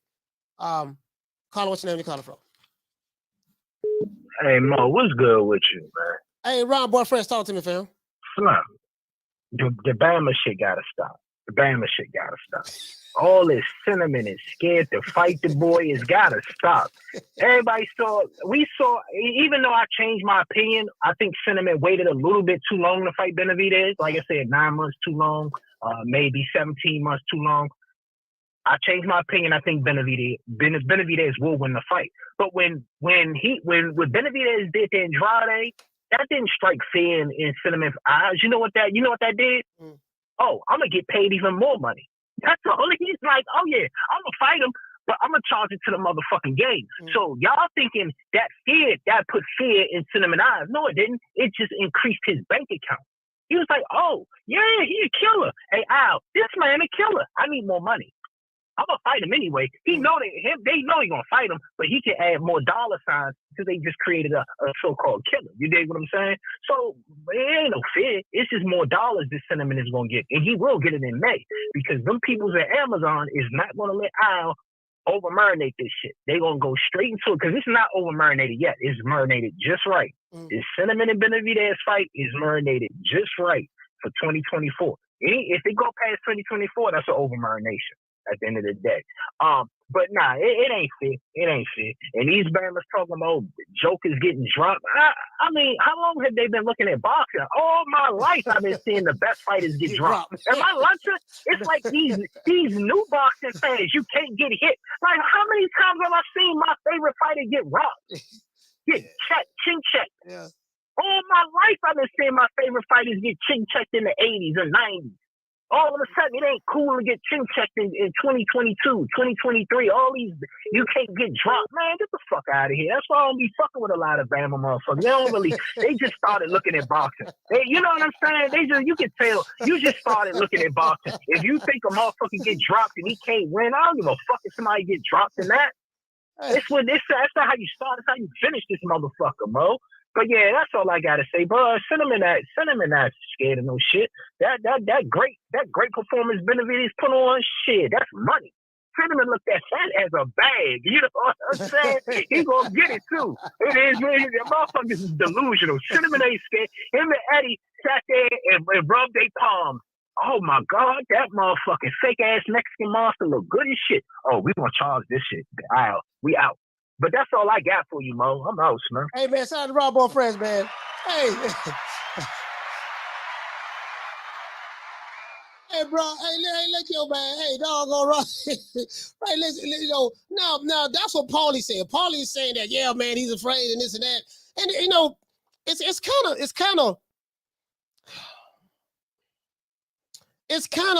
of disheartening. I don't know, but you know what? Fighters say stuff all the time. Fighters do say stuff all the time. Like fighters will say, yeah, man, you know, yeah, this motherfucker scared and all that stuff there. Cause one of my favorite fighters, James Lights Out Tony, that dude talk a whole lot of shit, though. Oh my God, James Tony will talk about your mama, your daddy, your sister, your brother. I've seen James Tony slap the microphone out of reporters' hands. Like that dude there, boy. Carla, what's your name? Where you calling from? This is Jay from Connecticut. What's going on, Coach? Jay from Connecticut. Talk to me. Right now. But you know, they're already saying that you know, Canelo turned down $50+ million for the fight, Coach. How true is that? When you say they, saying who is they? You know, people out there in the media and the boxing world saying that Canelo was offered $50 million for this David Benavidez fight, and he already turned it down. When are you talking about recently? He's talking about the past. Recently, Coach. Recently, Coach. I even heard that David Benavidez told Al Heyman Canelo could keep 90% of the purse. Where are you hearing this from? It down. Where are you hearing this from? from? Listen. And I also heard Canelo is saying that he don't fight Mexican fighters anymore, even though half of his resume is Mexican fighters. He's saying that he don't fight Mexican fighters anymore. So the David Benavidez fight is really looking like this fight is not going to happen, Coach. No, I think you talking about the Mexican fighters. I think you're talking about in the past. He did say that in the past, but this new stuff. You're saying recently. You heard that Canelo, like this is my first time hearing it. That's why I'm asking you, where did you hear it from? Did you hear it from a YouTube channel? It's a gentleman that run a he got a station on YouTube called Aki TV. Aki, I believe it's AKHI Aki TV. Right. Coach, don't do me like that now, Coach Lowe. No, man, he said, hey, I'm like, where you get this from? I'm trying to flesh it out of you. Like, where you got this from? You said you got it from Aki TV. Oh, okay. Okay, all right. Hey, listen. Hey, Coach, listen, I swear, I just seen some shit that he just put up, and he said, hey, listen, this guy turned down $50+ million, man. Oh, hey, man, listen, so I don't know how true this is, Coach. I'm calling in to get your expert opinion, man. No, man, nah, don't believe that. Don't believe that, fam. Okay, don't believe the hype. Don't believe it, man. Don't believe it, man. Don't believe it. Man, I might have to unsubscribe. No, you ain't gotta unsubscribe. I mean, Aki TV is funny. You don't have to unsubscribe to the brother. He just don't believe that, fam. Don't believe that. Oh, man, God, man, I appreciate you. All right, shout out to Jay from Connecticut. Salute, fam. Hey, I ain't trying to, and again, I don't want to throw anybody under the bus. Hey, shout out to Real Dude Uprising. I'm not trying to throw Aki TV under the bus, but come on, man. If your source, do you guys notice what I always do when they sit back and say, yeah, man, they say this and they say that? I'm the only guy on YouTube that does this. Who is they? Who is it that you're referring to? Like, put a name to it. Who is they? Who they is? Because they is very vague. Hey, Coach, did you hear what they saying now? Hold on, Carla, hold on. Do you hear what they saying now? No, what's that? They said that Pochard Willie was scared of Hobo Sam. Hobo Sam sent Pochard Willie a contract for a case of Coronas. You know what I mean? 6 Dunkin' High donuts, doggone an ounce of Reggie, a Nick sack, a Nick sack of gas, a Nick sack of gas, and also $50, and he turned it down. He said, where you heard that from? That's what they saying. Sir, can you be more specific? Who is they? I need a name, the group or whatever. See, I try to get down to the bottom of it. Because see, what happened is you would take these sources say, and they say reports, and this brother, shout out to Jay. Jay called the show. Jay like, man, coach, you heard Canelo just turned down $50 million to fight doggone Benavidez. And I'm like, where you got that from? That's what they saying. Who is they, sir? Who is they? No, I'm just saying, that's what they saying, coach. Sir, can you please tell me who is they? Well, I heard it from a guy by the name of AHKI-TV. IKTV. I'm like, oh, there you go. True. Hey, Carter, what's your name? Where's you calling from? Hey, coach, what's going on? It's Rob from New York. Rob from New York, talk to you, Phil.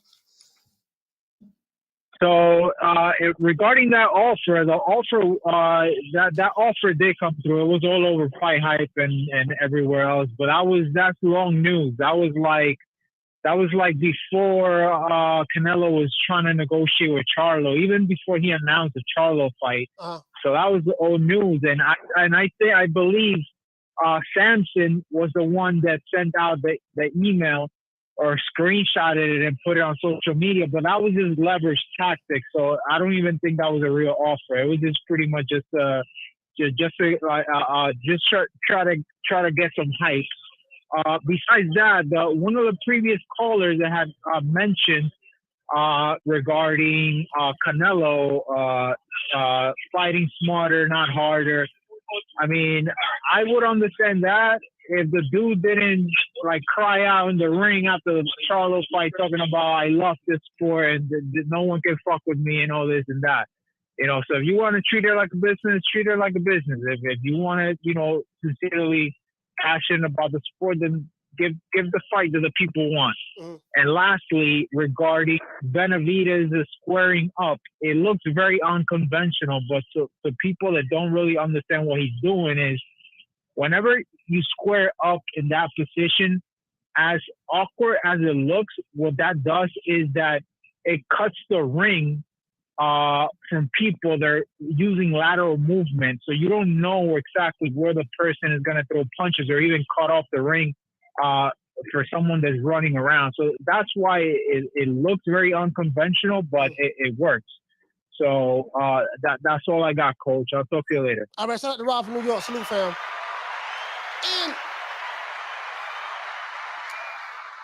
And another thing too, I think what people don't realize, like David Benavidez is a tall guy. So if he square up on you, like if you crouching down, he square up on you, it did allow him to cut the ring off better, but it's also enticing you to throw. Right? If a person is squared up and they're right there center line, it entices you to throw your shots. And he's counting, really he's baiting you. He's hoping, now you might catch David Benavidez because Andrade was landing some good shots on David Benavidez the first couple of rounds. But David Benavidez, he understands that, hey, when I fight this guy, he talking shit now, but when I fight this guy, he going to be on this bicycle. So I need to do some things that maybe can, I'm not going to lie to you, bro. David Benavidez is an intelligent fighter. He's not a dumb fighter. He looked like a totally different fighter from when he fought Plant to where he is when he fought Andrade. But that's another way of enticing people to throw. Like when you see people in the high guard is strictly a counterpunch maneuver. I'm going to come in the high guard, and out of the high guard, now the high guard has its strengths and its weaknesses. Weakness is you can get punched around the guard. Like you get people who throw hook, like Terrence Crawford is very, very good and throwing hooks around your guard. Errol Spence does that as well. They'll come up the middle with the uppercut. David Benavidez got hit with several uppercuts from Demetrius Andrade. They'll come up the middle with the uppercut. If you don't have those shoulders, if you don't have those elbows tight enough to block that shot, so and then I think what happens is as the fight goes on, the fighter remembers, okay, when I had the high guard up, he went for the uppercut. He caught me last time. This time I'm gonna show him that same look. Bait him into throwing the uppercut, but when he try to throw the uppercut this time, bam! I'm gonna check him. I'm gonna catch him. I'm gonna catch him with a straight left. You get what I'm saying? Or if he try to throw the uppercut this time, bam! I'm gonna catch him with that straight right. You get what I'm saying? So sometimes the fighters, like the really, really intelligent fighters, if you catch them with certain shots, they'll give you that same look offensively, or no, give you that same look defensively to make you think you're seeing the same thing in order to get you to open up so they can counter you as well. You get what I'm saying? So I look at all of those things. And getting hit, guys, is a part of boxing. When you say, man, a fighter got hit, look how he got caught by such and such. Dude, it's boxing. Carla, hold on. If you know, when I hear some of you guys say this, it's asinine to me, because I'm like, listen, bro, like, you guys never had a fight before? Like, show me a boxing match where nobody got hit. You're going to get hit. And if you're fighting another elite fighter, a fighter that's good, guess what? When two elite fighters fight each other, both fighters going to get hit. Somebody going to win and somebody going to lose majority of the time, but you're going to get hit, fam. If you get knocked down, okay, bam. What did he do when he got back up? So I be hearing these straw man arguments. Man, he got knocked down. He got knocked down. I'm like, okay, yeah, but he knocked the dude out. Man, he got rocked. He got rocked by Gamboa. Yeah, but he dropped Gamboa 2 times prior to getting rocked, and then he stopped him in the same round. Yeah, he stopped him, but he got rocked. Yeah, of course. That's what happens in boxing. Like, I don't know, man. Like, some of these dudes, I just look at them crazy, bro.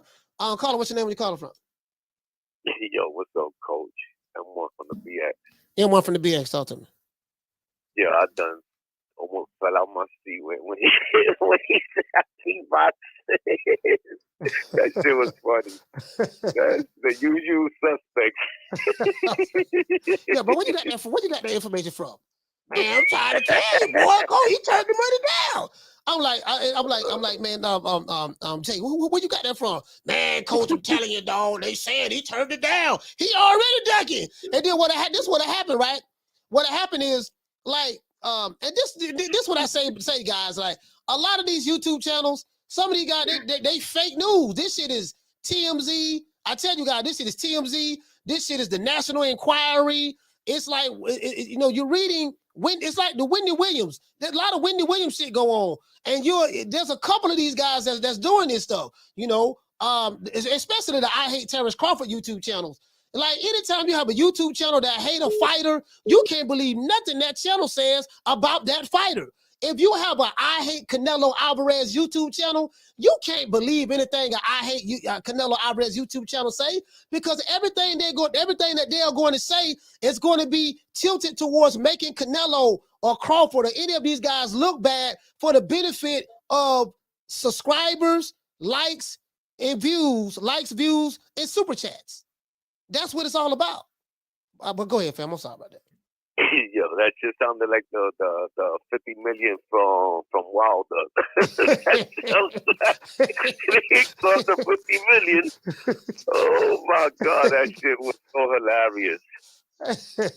He didn't want to say. He was like, yo, but but yo, this shit is crazy. Canelo is fucking scared. These dudes is fucking. These are not boxing fans. Man. If you say a fucking boxer is scared, especially of that caliber, like, man, these dudes, that's what they do. They fight, man. They fight since they fucking kids. Like, they get punched in their face all day long, sparring. Yeah. In the fighting. You know what I'm saying? That's what they fucking do. But Rambo Fletcher is right. You know what I'm saying? I like listening to him because, you know what I'm saying, he gives a lot of good points. And you know what I'm saying? I think it's gonna be. I'm not saying that he's gonna beat Canelo, but I think he's gonna give him a better fight than if he fought him. You know what I'm saying? 15 months ago, or you know what I'm saying, or before Plant. He's gonna give him a better fight than that. You know, but all right, you know. All right, I got you, man. Well, shout out to M1 from BX. Salute, fam. Yeah, I be, man. Boy, let me tell you something, boy. Y'all be listening to these niggas on. Brother, check this out. When I go to the barbershop, I have my homeboy be like, hey, man. I say, yeah, what's up? Hey, man, I heard that boy ducking such and such. I heard Crawford was ducking boots. Man, they told me that Canelo, it was ducking Benavidez. Benavidez offered him $50 million. Man, what you think about that? And the first thing I say is, where you heard that from? That's what they saying. I say, who is they? Who is they? Who is they? You know, no, dog. I was on YouTube and I was watching Fag Nine. I said, oh goddamn. True. Fag Nine say, now he a lawyer now. He a lawyer. Fag Nine said that he was ducking such and such. He was ducking boot. That what Fag Nine said. He said he seen the contract. He was in negotiations and this and that. And I'm like, I gotta be the nigga to clean everything up. They come to me, they be looking all cross-eyed. They be looking like this. No, I'm sitting now. He was watching Fag Nine, and see, Aki TV said this, and then Dante said this too. And you know, and I'm like, oh my, they come to me, I gotta be the one to clean it up. Look, dude, these niggas is clickbaiting. These niggas don't hate, they hate Crawford. This group hate Canelo. So anything, do you notice any information they put out about Canelo or Crawford is always bad and negative that makes them look bad? Makes Crawford and Canelo look bad. So anytime you go to a place where they always making that one fighter look bad, that tells you the story right there. True. Caller, what's your name when you calling from? What's going on, Coach? This is Saul from Georgia. When you say Saul? Yeah. Saul from Georgia, talk to me. Man, I just, the way I see this fight going on, Canelo and Benavidez, you know, two Mexicans going at it, I think it might even be a trilogy, man. Like, I can't choose between the two of them. They both got good qualities. I like Canelo, defensively sound, great head movement. Benavidez, you know, he likes to come forward, very awkward timing on him. I can't really choose, man. Like, they're both good at what they do. Yeah, it's a tough fight, man, because I think highly of Canelo and I think highly of David Benavidez. I'm not getting into the who's Mexican and who's not Mexican war, because I'm not Mexican in my goddamn self. So that's between that. That ain't got nothing to do with both fighters' boxing skills. You know what I mean? Like, both of these guys are great fighters. Oh no. Yeah, both of these guys are great fighters. No, I'm saying, you know, just like it's like a cultural thing, like a tradition, you know. Just it's part of the culture, really. It got nothing to do with race and none of that, but you know, it's more of a culture. You know, two Mexicans meeting up. Folks love that, man.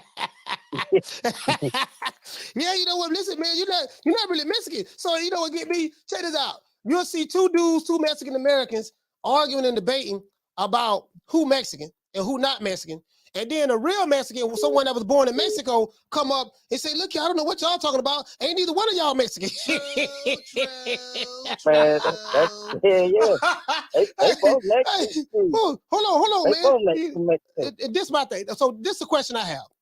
Does David Benavidez have Mexican blood running through his veins? Yes, he does. How is he not Mexican? Okay. Mexican. So if David Benavidez has Mexican, this is a question I want to ask. If D Block called and said, yeah, he ain't no Mexican, and I'm like, D Block, I got a homeboy right now. He was born and raised in Mexico, lived in Mexico for like 30 years. He probably about he like a couple of years younger than me. He would tell D Block in his face, man, you ain't Mexican. Where you was born at? What's your nationality? Oh, I was born, well, my mom lived from Mexico. That's not what I asked you. Where were you born at? Man, I was born right here in America. Guess what? You ain't Mexican. True. Yeah. He'll tell him that. I see what you mean. Man, I'm saying, I see what you mean. He had to explain to me. And then he recommended this video that I look at, because I was trying to get educated on it, right? He recommended this video I looked at. Right here is called what do Mexicans really think about Mexican Americans? He said, watch that video and that'll tell you everything you need to know. I said, you sure? So he the one referred this video to me, and I actually met this lady in the airport. I didn't know who the hell she was, though. And then I remember, I'm like, oh, I met this lady, man. This is the lady from the video, and she's from Mexico, but she moved to the United States, and then she went back to Mexico, and she did like a little documentary talking to a lot of the locals in Mexico about how they feel about Mexican Americans that was born over here. I think they call them I don't know what they call them, Chicanos or something of that sort. Yeah, Chicanos. So yeah, that's what she was telling me. So I was like, man, this shit too political. This shit like listening to doggone Tariq Nasheed saying that, yeah, man, well, he's from Haiti. He ain't really black. He ain't black like he black, but he ain't black like us. You know. Yeah, it gets a little political. You right, but man, but D-Block, he ain't right in the head. He a little fruity. You know what I'm saying, man? He with Canelo dog. That dude weird, man. All right, man. But salute to you, fam, man. Hey, shout out to Saul from Georgia, man. All right. Hey, I'm like, man, y'all be like, why y'all can't get behind Benavidez and Canelo? You know, just like why you can't like Crawford and Spence? Why you can't like Tank Davis and Ryan Garcia, or Tank Davis and Devin Haney or Shakur Stevenson? All of these guys are great fighters. They're like, nah, nigga, you got to choose. Look, which side? It's be killing me. Nah, nigga, you got to choose. It's either gonna be you either with us or against us. Which side you on? Which side you represent? And I'm like, bro, like, yo, but they be doing some. It's like some digital game banging or something. I'm like, what that got to do with a check left hook? What it got to do with parrying, slipping, dipping down, sidestepping, you know, catching and shooting, rolling, you know what I mean, with the shot? What I got to do with any of that? It ain't got nothing to do with it. What side you on? Caller, what's your name? Where you calling from? Hey, what's up, Coach? It's me, Polo. I've been watching the show for a minute. I got you. I follow you on Twitter. I'm calling from Minneapolis, Minnesota, man. Hey, man, what's going on, fam? Minnesota, stand up, man. Paulo, salute to you, fam. Yeah. Salute to you, man. No, I like the conversation they're having. You know, like, I heard you say, why? Like, it's because of his dad, bro. You know, they feel like his dad runs his mouth a lot. Sometimes says unnecessary, like, shit. It's also his brother. So it's kind of hard for certain, like, especially some Canelo fans, I feel like, to support him. You know, like, I like David, you know, like, I consider, you know, he's Mexican, but obviously he's from this side of the world. Like, he's from this side, but, like, he's a good fighter. He's just at first, like, you know, he was getting a lot of hype, bro. It's like, bro, who is he fighting? But now, you know, he's fighting the champions. You know, he's proving himself. But, like, let's relax a little bit, man. He just be boo-boo. You know, like, we don't really know where Boo-Boo really was at, because, like, he wasn't really proving. Let's be honest, man. Not looking at that performance. No, you're right. Yeah, I got you. He got shot after 3 rounds. I'm like, shit. An elite fighter gets it out to 2 rounds. Hey, Coach, this ain't the Olympics, man. This is the Olympics. Yeah. Man, he would have won. Hey. I get what you're saying. We can't get now. If you're a Canelo fan, you do have a point. We can't overhype David Benavidez by saying he's a world beater because he beat Demetrius Andrade, especially when a lot of people never thought highly of Demetrius Andrade in the first place. And when you do look at it, to be honest and fair, guys, Demetrius Andrade, he hasn't fought anybody in 15 years. That's reality. And if I pull up the guys he's fought, you know, he wasn't able to get those fights. Canelo didn't want to fight him, so that's not Andrade's fault. Triple G didn't want to fight him, so that's not Andrade's fault. Why he didn't fight Daniel Jacobs, I don't know. He pulled away from the negotiating table with Jamel Charlo. That fight didn't happen. So Andrade made some bad business moves himself throughout his career, but some of the fights that he didn't land wasn't his fault. It's not like everything was his fault, but he does have to take responsibility for his actions. So once he did get in the ring with a live dog, we saw how he performed. That guy was just too big for him, too big, too strong. So, you know, but I get what you're saying, though. We can't get overly excited about, you know, I got you. Yeah, and the thing is, what kind of throws me is, you could say maybe certain guys, but you notice over history, like if you go back to Floyd, Oscar, Pacquiao, there were certain guys that people, you know, felt that maybe they didn't want to fight, but those guys that they so-called avoided, they still got other fights, but they just ended up losing maybe to a guy that, you know, Floyd or Oscar or Pacquiao ended up fighting. So that's why his career is a little strange, because, bro, like, there was Lara, there was there's other fighters. It's just like, man, in 15 years, you're an Olympian, you know, you were highly touted. You're telling me you couldn't get a former champ? Like, it's not always, you know, like, in your hands. Sometimes it is like politics, but man, like 15 years of deal, like something behind doors was not going well for him, or something just wasn't. Whoever his manager was, or who was behind that, you know, in that department, they weren't doing what they were supposed to be doing. All right. Well, salute to you, fam. Shout out to Paulo from Minnesota. Salute, fam. Thank you for calling the show, brother. Yeah, you get what I'm saying? So, And listen, guys, I just gotta tell it like it is, man. Y'all gotta be careful about who y'all getting this information from, man. Never listen to a nigga who is a sworn enemy of a certain fighter. If you gotta do, I don't care who he is, Hispanic nigga, black nigga, white nigga, Asian nigga, it don't matter to me. Nigga's a nigga, right? If you got a guy, if you got a propaganda YouTube channel that specializes in the art of shitting on and tearing down another fighter, and they built their subscriber base is based on defecating on a certain fighter, and everybody who subscribed to this guy subscribes to what he says because they share a common interest. We hate this fighter. You get what I'm saying? You can never take no information from them.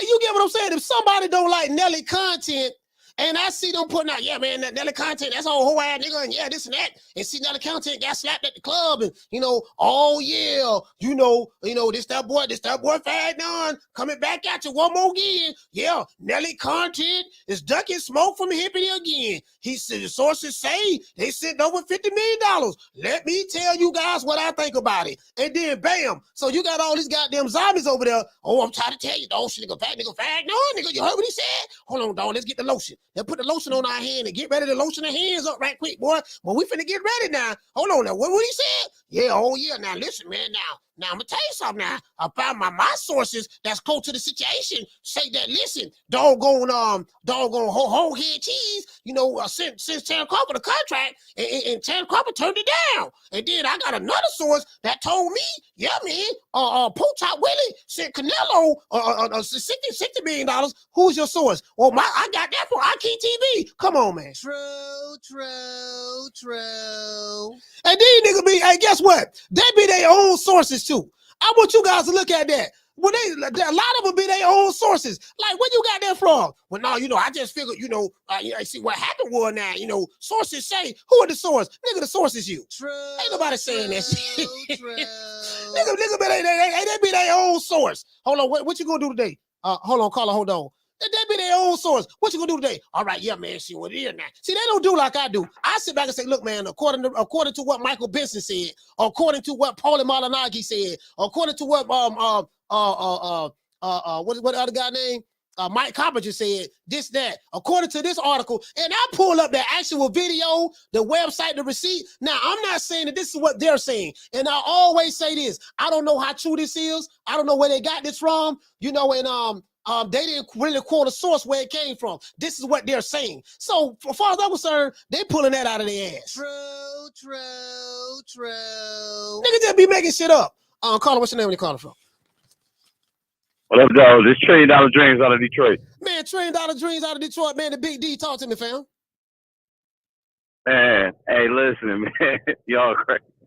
Hey, Aki TV, man, that's my dude, man. I keep funny, man. I keep funny.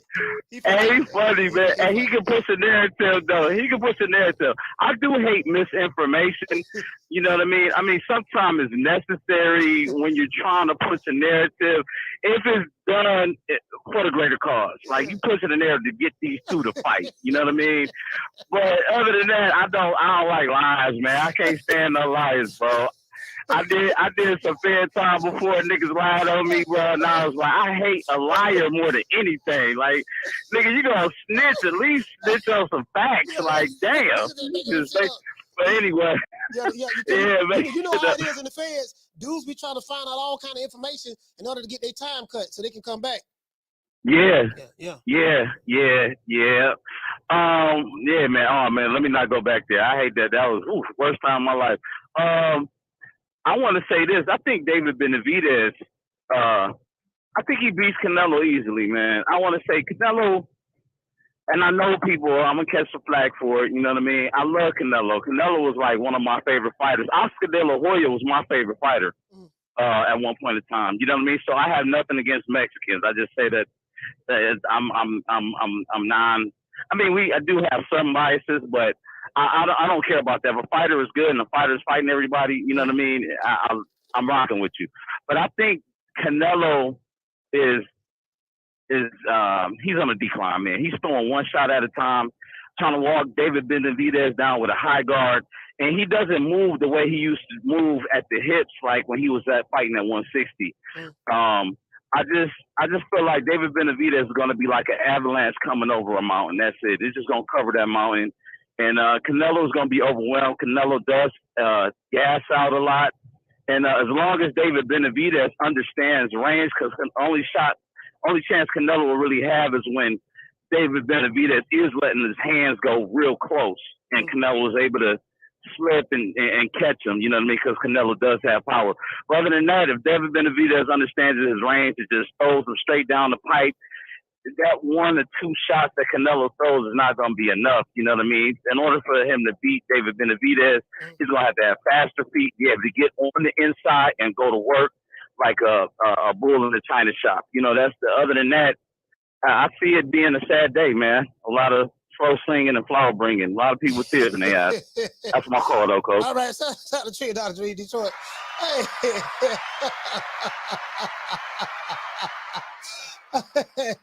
Hey, hold on. Hey, man, it is what it is, man. Hey, shout out to Javon Soto. He said you ain't going to learn to grow from yourself if you listen to Hockey or DHB. Hey, I'm just saying, listen, bro, listen, this shit. See, this is the thing, right? I be counting. I be like there's an information war going on and there's a misinformation war going on. I be kind of like countering a lot of this bullshit that's online. Then I said, let me just sit back and watch and see how this stuff play out. And when I see that the information is just totally slanted against one guy, you know what I mean? I'm gonna be like, okay, why y'all against this guy? Like, you got 10 channels spitting the same narrative about one guy or 2 guys. So I come with a counter narrative, like, hold on, I poke holes in this shit. Wait a minute. All right, you said this, and this. Now, this ain't adding up. But over here, you said something totally different. And why you have a different criteria for this guy that you don't like versus the guy that you do like? You get what I'm saying? And then, like, all of a sudden, you know, these dudes can't defend their positions. They can't defend their positions, but they can't defend their positions at all. They can't. Caller, what's your name when you calling from? Sheila from the Yay area. Sheila from the Yay, talk to me. Hey, I'm glad I got through. A good show. I just had a little comment or, a little food for thought here. Canelo did say out of his own mouth, if I'm not mistaken, that nobody can beat this Canelo. Is that what he said? Am I correct on that? No, after, I think it was after. That's what he said. Yeah, that is what he said. Okay, out of his own mouth. Then why not prove it? Let's prove it. Can he prove it? I mean, yeah, I think he said after the fight, from what I remember, he said no one beats this Canelo. They asked him who is he going to fight next. Right. He said, I don't know. I don't give a. He said, I don't know and I don't give a fuck. Whoever, it doesn't matter. No one can beat this exactly. Canelo. Yeah. Well, if that's the case, let's prove it. Come on, fight Benavidez. That's the one we want to see. Let's get it. I mean, for real. That's how he feels. And I just didn't think he was that convincing. I don't think he's scared, but isn't it time to pass that torch? Well, Canelo, you know what I mean? Canelo has earned the right to pick and choose who he wants to fight. Some of these guys, that's what Floyd Mayweather say. So, Floyd, of course, I like to take that because people like to see. I want you to learn something about me, Sheila. I'm very, very sarcastic. I have a master's degree in sarcasm. Oh, I know. That's why I like that about you. That's why I watch you. So I like taking what these guys say online and regurgitating it and throwing it back at them. And they don't like it because it's cool when they do it, but it's a problem when I do it because I do it better than them. And I'm like, no, dog, this is what you said right here now. This is what you said right here. Now you're saying something different. Actually, that shit you saying really don't make no goddamn sense. Because how come your position is not the same with this guy? And then you will see how they feel is rooted in a deeper hatred of that particular fighter. So right. So I just try to pull that out. That's all. Yeah, can they just stand in there? Because with that Archie, I used to watch that sometimes, and it was like just the same narrative over. And I'm like, if he can pay for this, I mean, I'm trying to throw anybody under the bus, but I was just like, well. Archie TV funny, man. He's funny. He is funny. He's hilarious. And I also watch Bruce Bain. I find Bruce Bain entertaining. He's one of, I've been watching him for a while. And sometimes I think he's on point a little bit, I mean, that's just my opinion. So, and he was just saying, about Canelo, let's get it. And let's get it. Let's maybe pass the torch. Or maybe he doesn't want to do that yet. I don't know. And one of your callers earlier, Super Chat said it would be more beneficial for Canelo to fight him now than later. And I kind of agree with that. Because he's going to get more experience, just if you're the best and just he has the right to pick and choose, but pick Benavidez and let's just get it done. It'd be exciting. I think that fight is going to happen. I think Canelo's going to fight him. I really do. You think so? Yeah, I think. You do? Yes, I'm serious. I think he's going to fight him. Yeah, because your poll was really close. Yeah, I just find it hard to believe that Canelo will come sign to the PBC and not fight David Benavidez. But what about this? You mentioned Jaime Munguia. Where's that coming from? Yeah, I don't know. I'm hearing that. I'm hoping. I'm hearing that he's. That's what they've been. When I say they, I mean Michael Benson, Mike Carpenter. Other boxing scene and stuff like that. I don't know about boxing scene. I don't want to put that on them, but definitely Michael Benson and Carpenter. I heard them say that, hey man, Canelo. According to reports, Canelo was in deep negotiations with Jaime Munguia. So I don't know how true that is. And okay, I don't want to keep you, and I know I don't want you to speculate, but do you think that Jamal is even in the works? Yeah, well, that's what Jamal Charlo. That's what Jamal Charlo said. Jamal Charlo, when they was interviewing Jamal Charlo, I think in the lead up to him fighting Jose Benavidez, they was asking him about Canelo. He was like, "Man, if I look good against Jose Benavidez, I could potentially still land that Canelo fight." So I don't know. We'll see how that play out. He said initially I was the one that was supposed to fight Canelo, and but I gave it to my brother. So maybe I think I'm still a part of the equation. I got to talk to Al or something he was saying. Okay, so we'll see. All right, Maul. Okay, Maul, let's get it. I mean, if you can do it, let's go. And come May, I hope he's ready. All right, okay. All right. Well, Cinco de Mayo. All right. Well, thank you so much. All right, you're welcome. Shout out to Cedar from the Bay Area. Yay. And that's what it is. And we're going to take a short station identification break. And when we get back, we're going to continue with the phone lines. This guy that you see in this video, Tone the Goat, he is the director of a new film that's coming out called Whole Problems. I know I'm going to get this money.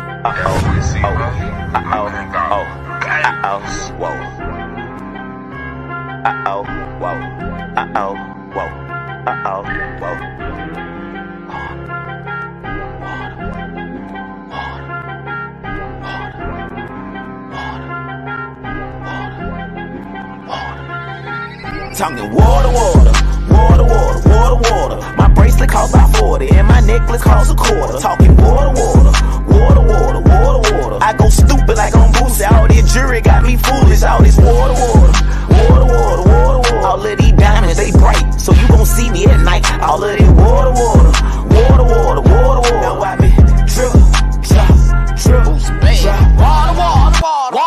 Water. When your daughter see this water, she gon' let Boosie record. Them little niggas in the A, they making deals off the wall. You get what? Hey, shout out to Eric Grime in the building, man. Eric Grimey, my sister Lisa Bales, La Jessica's in the building. Salute, sis. T Seals from the ATL. I will be in the ATL on the 16th of December. We're doing casting calls on the 16th of December. In January we're shooting. So yeah, so we definitely we're gonna be doing that. Everything is official. We're going full steam ahead. Then too. Let me tell you guys something. I have a couple of people, right? Couple of people, they're non-believers, right? They're non-believers. I'm finna tell you guys something. Carla, hold on. Don't get frustrated with people because they don't believe in your vision. When I was younger, for years, I used to always get upset because I'm a very ambitious individual, and I've tried some of everything, and I went at it full-fledged. Sometimes I quit because I didn't have the I didn't have the mental fortitude to deal with what I needed to go through in order to get to that point. I didn't understand how hard the task was in order to accomplish this particular goal. But as you get older, with age comes wisdom, and with age comes experience. So when you go through certain things now, you learn not to give up so easily, and you understand that this is a part of the process in order to get to where I'm trying to go. Failure is a part of the process. Taking losses is a part of the process of winning. So once I understood that, you're going to have people who don't believe in you. You're going to have people that's going to doubt you. It's going to be people that's close to you. It's going to be people that's not so close to you, whoever you share your vision or whatever with. So just don't worry about that. My advice to you, any young man that's under me that may be going through the same thing or in the process of going through it, see it through. Understand that people are not going to be with you. They're going to, the people who you want to come, they're going to come, but they're going to come after what you're working on manifests itself. Once people are able to see the full manifestation of it, then they will come along then. But so don't get upset with them because they don't see your vision. It's not, it wasn't, God didn't show them your vision. God showed you the vision. So if a person don't see the vision that God showed you, don't get upset with them. Just focus on it. It wasn't meant for them to see it. So understand that. Caller, what's your name? Where you calling from? Man, you already know. It's inevitable. It's D-Block, D-Town, D-City, D-Ville, Baltimore. D-Block, talk to me. Yeah, I got a vision on myself, Coach. I got a vision that Benavidez is going to get his ass whooped. And that's cool. That's cool. You know what I mean? And it's a high job. So, you know, Coach, I'm glad once Canelo gets his fucking fight, because I'm so sick and tired of fucking Benavidez' dad. Benavidez' dad. And you know what I'm thinking about, Coach? I bet you that motherfucker ain't really from Mexico, man. That motherfucker from Arizona, and he claiming this bullshit. You know what I mean? Some people be like, so what, D-Block? If he ain't true Mexican, he's still the Mexican monster. Nah, motherfucker, you don't know shit because you ain't Mexican. Unless you Mexican, you know what I'm talking about. All these motherfuckers out here talk just like I said it yesterday, because I come with, why? Because I'm Mexican. 100% purebred, American made, but man, I'm Mexican all day, baby. I got blood in me that says I'm from Mexico. Someone say this, Coach. Or if you Mexican, if you a true Azteca warrior, like they say, Coach, only you can define who is a Mexican monster. And it cannot be Mike Tyson. It cannot be somebody from another country saying, oh, we know what that Mexican is like. You don't know shit because you ain't about that shit. You ain't about that life. So that's what I'm saying, Coach. How the fuck can we come in here and say, he probably is a Mexican monster? Mike Tyson just said he is. Mike Tyson high all the fucking time. Now, let me get it with you, Coach. Let me get it with you, Coach, because this is a true Azteca warrior from the hood, from Oak Cliff, Dallas, Texas, all day. And if we got some Benavidez motherfucking fake-ass fans from Dallas, Texas calling in the show from Oak Cliff, ain't gonna call from here, man. If you love your man so bad, get your ass to Arizona. Now, we talking about Mr. Canelo Alvarez, Coach. A true Azteca warrior.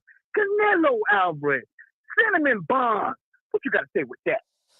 Oh, D-Block. D-Block, my pole brother. Brother, listen. Give it to me, Coach. I'm going to give it right back.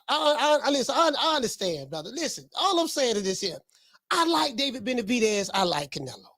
The Mexican monster, does David Benavidez have Mexican blood running through his veins, my brother? Hell no. So he don't have no Mexican blood running through his veins. Man, he got too much nationalities in his vein, man. He ain't just Mexican. He got too much, Coach. It's too much. My brother. Too much grip in there, Coach. My brother. So I'm gonna ask you this question one more time.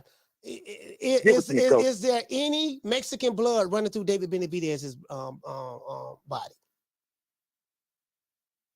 I don't know, Coach. He looks adopted.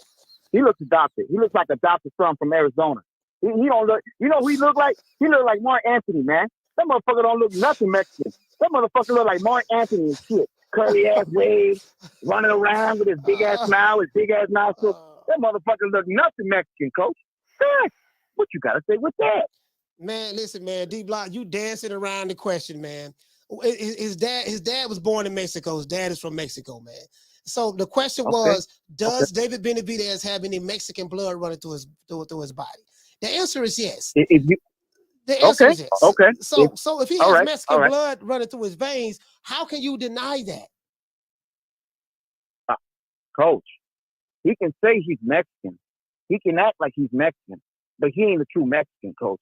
What's the true Mexican? He ain't. What's the true Mexican? A true Mexican is what Canelo Alvarez is, Coach. A true warrior. Going for championships. Great for legacy. Going for the best of the best. and that is Mr. Canelo Alvarez, Coach. This is what I said yesterday, Coach. David Benavidez has been in the 168 division, and you said this yesterday too, Coach. You try to correct me, but I'm gonna tell you like this: he's been at 168 for so long. He never wanted to unify. He never wanted to be undisputed. And guess what, Coach? At the right age or whatever you want to be, he never wanted to go up and challenge at 175. Why is that, Coach? Because he ain't got that 100% Mexican in him, Coach.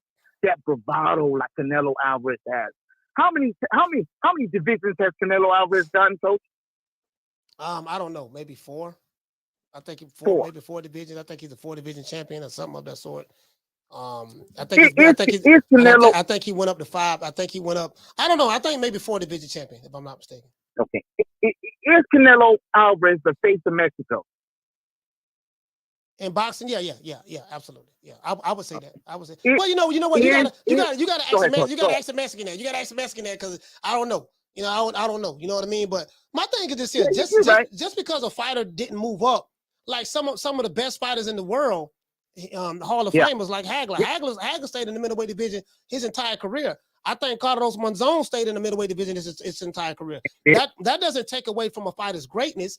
The thing is you know, they dominated. They reigned a long time when they got the belt, and they dominated that division. So, you know, just because you don't go up and move up 4 or 5 weight division like some other fighters doesn't take away from your greatness, you know? And this is why I'm going to let it go like this.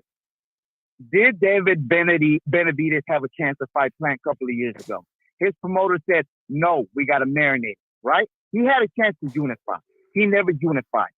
And you talk about the greats. When you look at B-Hop, he was at the middleweight division.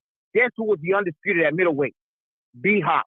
When you talk about Marvelous Hagler, who was the main man, the undisputed champ at the middleweight division? Hagler. Why? Because he got all the titles. Yeah. He beat everybody.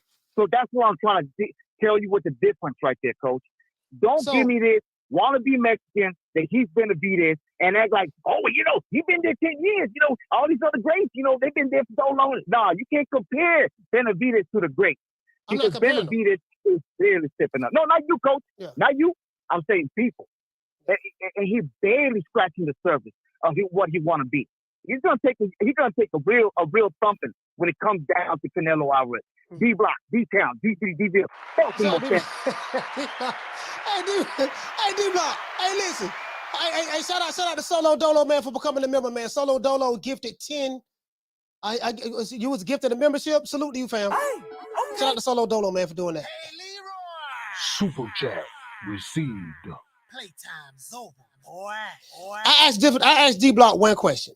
I say, D Block, does David Benavidez have Mexican blood running through his veins? And this is what I heard. We must internalize the flatulation of the matter by transmitting the effervescence of the Indonesian proximity in order to further segregate, to preclude on the issue of world domination would only circumcise the revelation that reflects the aphrodisiac symptoms which now perpetrates the Jericho's activation. D-Block, ask D-Block one simple question. D-Block done ran all around the world. D-Block, well, coach, guacamole and this and that, yada, yada, yada. He don't know what he want to be. Yeah, coach, the man got curly hair. Coach, I don't like his T-shirt. Coach, you know what, coach? You know, and guess what? He ain't no real Mexican because he eat tacos with beef in it. And yeah, if you know anything about tacos, coach, tacos have steak. And another thing too, he ain't got no food truck. That's another thing. And guess what, coach? And I don't like them pants he got on. See, those pants is made in America. Real Mexican don't even wear pants like that. And I'm like, true. I say, man, goddamn. Get D-Block. Shout out to Dr. Tony. Hey, okay. For dropping that quarter of a bam dub on your boy. Hey, Leroy. Super chat received. Playtime's over. Boy. Dr. Tony said, last time I checked, Mexicans look brown like me, brown skin. Canelo was Irish. He said Mexico had the largest population of slaves. No red hairs in Africa then. Yeah, you know what? I'm not gonna lie to you, fam. Now, hold on. Now, I ain't trying to go down this path. And again, I don't want to throw anybody under the bus. But let's just be real. Canelo is the first red-headed Mexican I've ever seen. If Canelo I'll put it this way. If Canelo walked down the street with the average white American and he didn't say one word, I would not know that Canelo was from Mexico. True. I'm just being honest now. I live around Mexico. I got a whole bunch of Mexicans. You know, I ain't never seen a redhead Mexican. Mexicans are normally brown skin, black hair, brown hair, stuff like that. I'm just being honest with you. I just want to throw that out there. You know, a redhead Mexican with freckles. So he looked more like a white guy more so than a Mexican. I just want to throw that out there. Again, I don't want to, listen, Canelo fans, y'all got to deal with that. You got to live with the honesty of that. Of course, I know his nationality is Mexican. He's from Mexico. I know that's his nationality, but I'm just saying that we're going by looks because D-Block said that David Benavidez don't look Mexican. You know, there's nothing Mexican about him because he don't look Mexican. I said, okay, now we going off looks. If we going off looks, now D-Block, you know what I mean? I just want to throw that out there. Shout out to Dr. Tony, man. Salute you, fam. I just want to throw that out. Down from the bar, there's a platform stage. People pimping, sharp as razor blades. Hey, and another thing too. What does that have to do with boxing?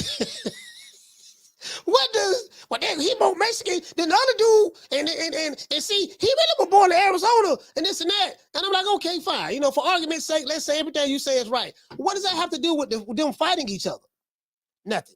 Carla, what's your name? Where you calling from? Sour Diesel.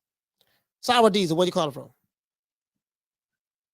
Albuquerque, New Mexico. Albuquerque, New Mexico. Talk to me, fam. Yeah, just to kind of piggyback off what D-Block was talking about, like, now there's kind of like two demographics of Mexicans, you know what I mean? Mm. Now you talk to somebody that went to jail, like there's Chicanos and then there's Paisas. And where I'm getting at is that, like, there's kind of like a racial divide within that kind of community, you feel me? Because, like, if you ask a Paisa who's really Mexican, you got to be born from there, you feel me? Mm-hmm. And that's how you got to click up with and shit. And, like, you see somebody from, like, man, it's cold out here, fucking, like, that ain't born there. It kind of just comes off a little funny, you know what I mean? Because, like, if I go down there, I'm not considered Mexican. You feel me? You said if you go to Mexico, you're not considered Mexican? Nah. They got a word for that. It's called a pocho. And, yeah, you know what I mean? Because, like, there's racism in the community, you know what I'm saying? Like, if you're born here, you're kind of looked at as whitewashed and shit, you feel me? Mm-hmm. So, like, even when you go in, like, you got to click with your own and shit. And, like, it's just not all like, oh, just because, you know, you're Mexican, you all kick it together. Nah, like, the Paisas roll with the Paisas and the Chicanos roll with the Chicanos, yeah? Mm. And if you ask a Paisa, you know what I mean? Like, who's really Mexican? It's like, well, it just comes down to that, like, if you were just born there or not.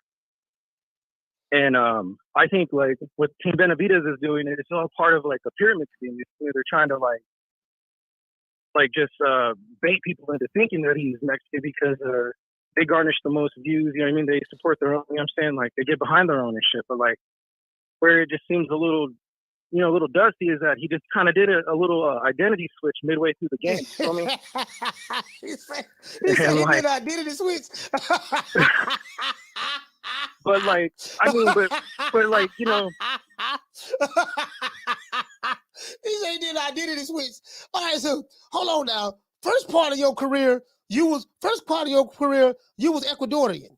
And then now, the other part of your career, you want to say you're Mexican. So so is that the issue with David Benavidez?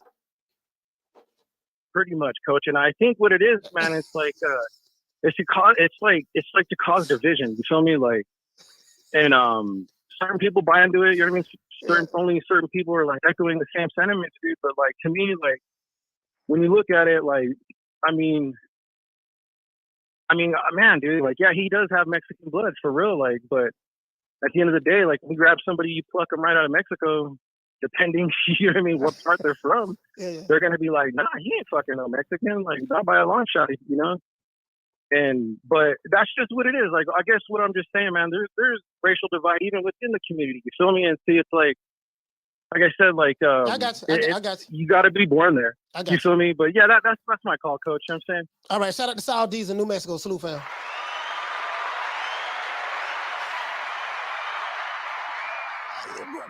My thing is, what does that have to do with the price of tea in China?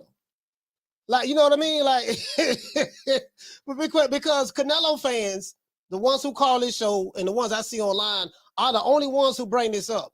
Like, I'm like, bro, I don't, I just want to see them fight each other. That's all. I don't like. What that ain't got nothing to do. That ain't got nothing to do with anything. And what they got to do with them fighting each other? Get out while you can. Don't get a sucker no statue. Give them guts. You get what I'm saying? Like, I think we be using non-boxing, we be making taking non-boxing topics, to defend, we be taking non-boxing topics, to make a boxing argument. Carla, hold on. And I'm like, okay, we can't have a boxing argument without using, boxing talking points. It's like, okay, I'm gonna take a non-boxing talking point to prove, to back up my boxing argument. And everything you say has nothing to do with the check level hook, defense, parrying, slipping, counting, trap counters, you know what I mean? Pivoting, slipping, blocking, being able to take a good shot. If you're good knocked down, can you make adjustments? Or if you don't get knocked down, can you cut the ring off? It has nothing to do with any of that. You know what I mean? To be fair. Carla, what's your name? Where you calling from? Coach, it's D-Block 2 times. D-Block 2 times. Talk to me. Coach, see what I mean? You see what I mean, Coach? Right? Exactly what the brother was saying. And I got nothing but respect for the brother coming from New Mexico. That used to be Mexico. So I respect him. I love what he brought. He brought the energy, just like Candy. Everybody else that's pro Canelo Alvarez, they know what's up. They know what it be about, Coach. You gotta know it, Coach. If you Mexican and you know you full-blooded and you see somebody like, maybe I should be Mexican because I got 50% of me and I'm Ecuadorian and these events ain't selling. But if I say I'm Mexican and I wear a red bandana, then I know I can make a name for myself. Exactly. Identity crisis. You were right, Coach. You were right. Identity crisis. Mr. Benavidez. Mr. Benavidez. Are you 100% Mexican? Well, my daddy said, he's 100%. And my mama, she's taller than my daddy. She's 6'2", and she's Honduran and Salvadorian, and so I'm 50-50. So do you consider yourself a Mexican monster? Well, you see, I also got to sprinkle in that I'm Honduran, Ecuadorian. No. I'm trying to tell you, my brother. Are you 100? Are you Mexican? No. Then there you go. That's all I'm trying to say, Coach. He had an identity crisis. His ass said, I got to make some money. Al Haymon's going to pay me if I say I'm Mexican. What you got to say with that? D-Block, listen, man, I got a homeboy that I keep telling. He lived down the street from me, and he was born in Mexico. And I don't want to keep harping on this, but according to him, if you're not born in Mexico, if your birth certificate don't say Mexico, you're not Mexican. And he doesn't consider. Oh, is that what he said? Yes, he doesn't consider any Chicano born. If you're born in America, you're not considered Mexican. That's according to him. That's why I dropped the video right here. I dropped the video right here that says, "What do Mexicans really think about Mexican Americans?" Apparently, there's a difference between a Mexican and a Mexican American, and this is what's been going on. Again, this ain't got nothing to do with anything, as far as I'm concerned. I like calling the man the Mexican monster because he got Mexican blood running through his veins. And guess what? It's a good name. Mexican monster. His dad is from Mexico. I don't see what the big deal is, but I get it. I get it. And I'm going to end it like this because I don't want, it is too much. My blood pressure going up. I want to leave it like this, Coach. This is frustrating because you got too many people that hate Canelo Alvarez and they want to make up this myth, a legend, somebody that hasn't done shit in boxing. And they want to look. This is what I'm getting to, Coach. These suckers want to act like this is Oscar De La Hoya versus Chavez, and that's how the fight's gonna play out. And I'm telling you, Coach, we are smarter than that. we must improvise. We must realize that this is a better fight than what they think. They really think that the young gun is going to go in there and destroy Canelo Alvarez. They got something else coming to them. We talking about a legend. More, he's in it. He's at the end of his prime, but he got that last great fight, and it's against the fake ass Mexican, D Block, D Town, D City, D Ville, Baltimore Center. I mean, it is what it is. Hopefully, we can get this fight between these guys. My whole thing is I don't think Canelo is afraid of David Benavidez, or I don't think David Benavidez is afraid of Canelo. I think we're going to get that fight.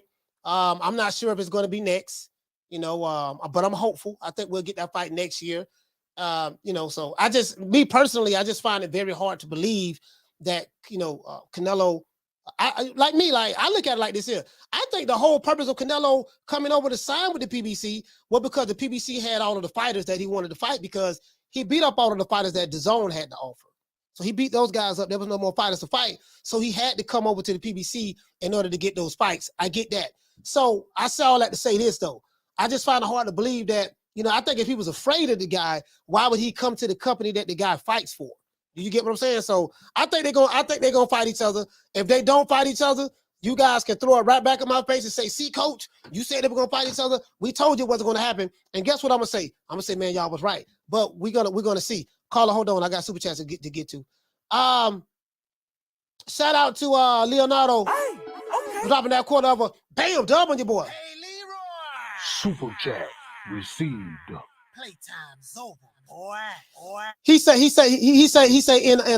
Jalisco, Monterrey. He say in St. Louis, there's a lot of white skin, brown, red, and blonde hair Mexicans, coach. Yeah, I never seen them.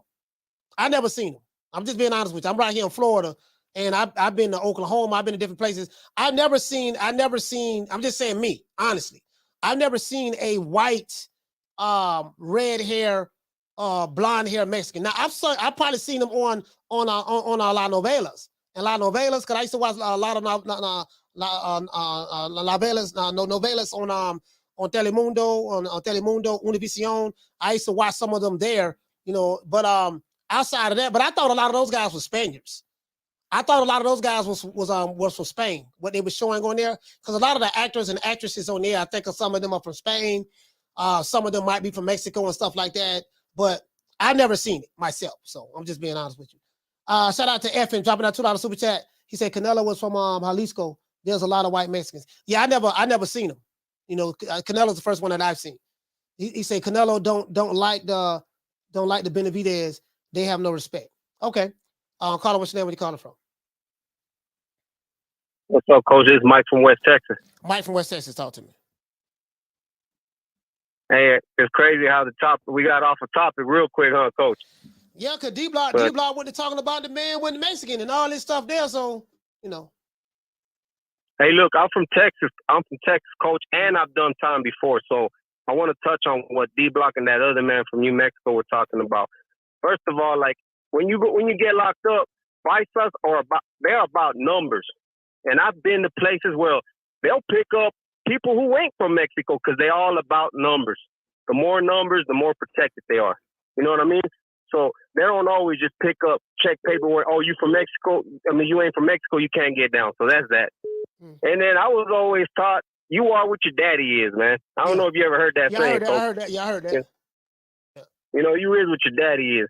Nowadays, everybody's mixed. Coach, it's hard to find full-blooded nowadays, man. Everything's all watered down, And being from Mexico, being Mexican means you were born in Mexico. Man, there's a bunch of Asians that are moving to Mexico, and they got their kids being born there and raised there, and they speak Spanish to the fullest. They're Mexican residents, Mexicans really, you got some that look like Indians and you got some that look like what you were talking about, Coach, Spaniards, Europeans. Because at the end of the day, that's what a Spaniard is anyway. He's white by proxy. He's white. That's what Canelo is. He got more Spaniard in him than Mexican. You know what I'm saying? He was just born in Mexico. That makes any sense. You know what I'm saying? But I understand.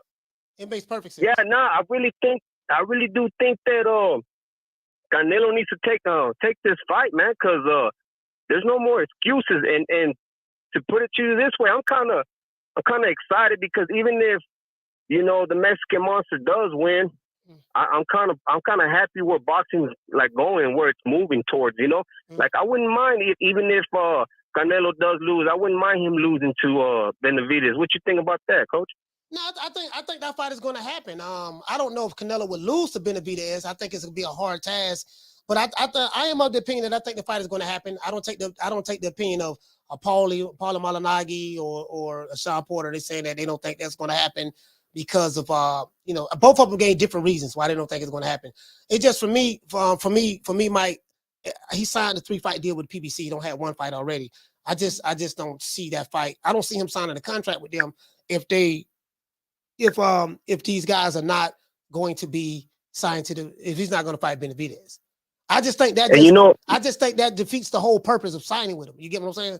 You know, so me and you, coach, been saying that for months now. Me and you have been on the same page as that, and even a while back, we even agreed that would be a good matchup for Canelo. I do think Canelo can pull it off because he does have the chin, he does have the experience under his belt. You know what I'm saying?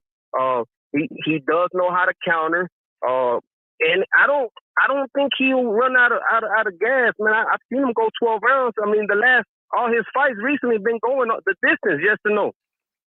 Who fights been going the distance? Canelo. Yeah, he went the distance with Ryder. Yeah. He went the distance with Jamel Talo, but Jamel played a big part in that. So I mean, Canelo couldn't cut the ring off. Canelo couldn't cut the ring off to stop him. Yeah. He stopped Caleb Plant. You know, Benavidez couldn't stop Caleb Plant. He sent Saunders to the hospital, so he still got a little power in him. Yeah. All right, Coach. That's it, man. Appreciate it. Shout out to Mike from West Texas, Luke fam.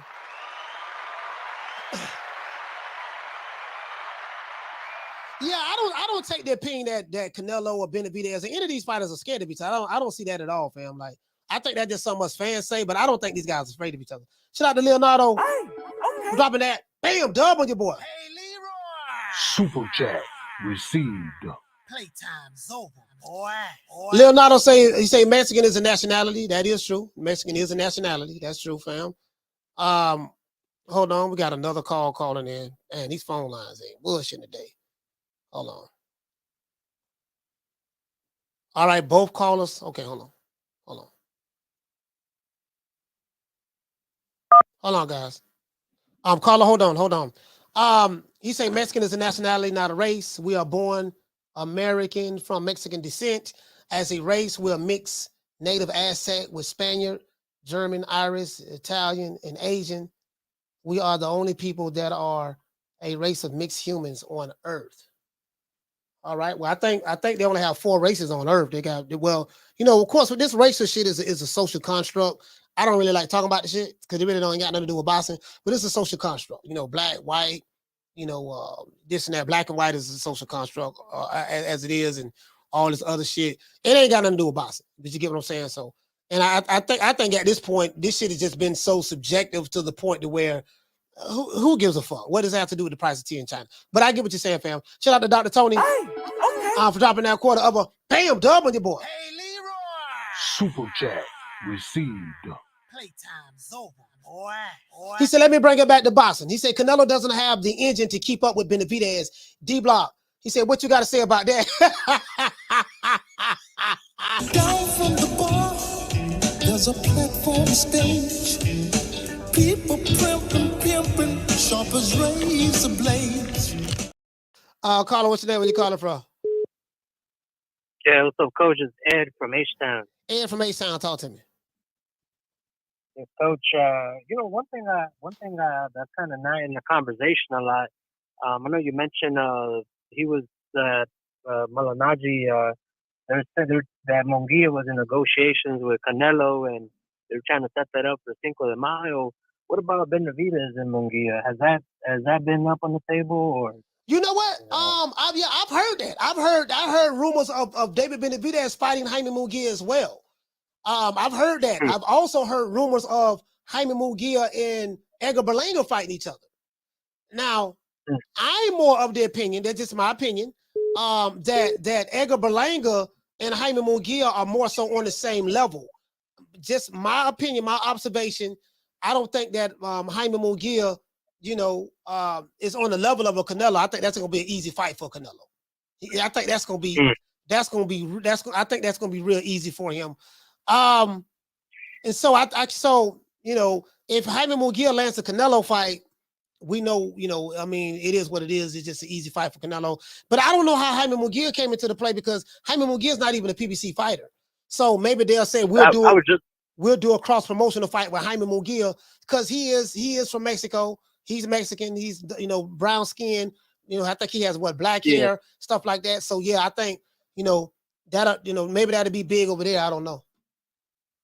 I was just about to say that. I was like, isn't he a Golden Boy or something? I was like, I doubt it. Yeah, no, he's with Golden Boy. He's with Golden Boy. He's with Golden Boy, yeah. Yeah, Al Heyman's gonna put the money for that, but where's that money coming in? That's a whole other conversation. Yeah. All right, Coach. I shout out to appreciate you, man. Town.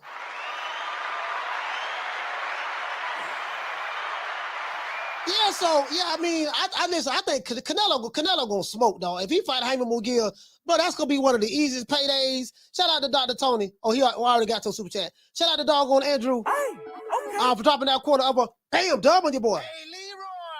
Super chat received. Playtime's over, boy. He said races to keep us divided. It sounds corny, but it's true. No, it's definitely true. It's definitely true. And race is something too that's used by the powers that be, the politicians and stuff like that, to keep everybody at the bottom divided. That is true. That is used to keep us divided. It's like blood and Crip. Carla, hold on. It's like blood and Crip. Democrat, Republican.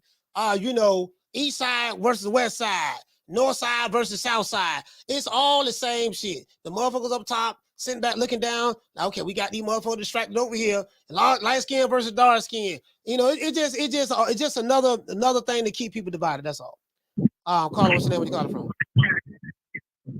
Coach, what's happening, man? It's Casino Life Prayers. Hey, Casino Life, man. Salute, fam. What's happening, man? What's good with you? Man, you know, I had to call in. I had to put my 2 cents on this, man, because, but David Benavidez, bro, he a problem. You know what I'm saying? And Canelo, he like the best, one of the best boxers we got right now. And you know how anytime there's a big fight, somebody trying to get a big fight, they always tell you what you got to do to get the big fight. You know what I'm saying? And but David Benavidez did everything he's supposed to do. You know what I'm saying? Like, he done checked off all the boxes. Every question that people have said, or, you know, like, what would they be like, what would he do if he fight a slick boxer? What would he do if he fight this person? What would he do if he fight that person? But he did everything he's supposed to do.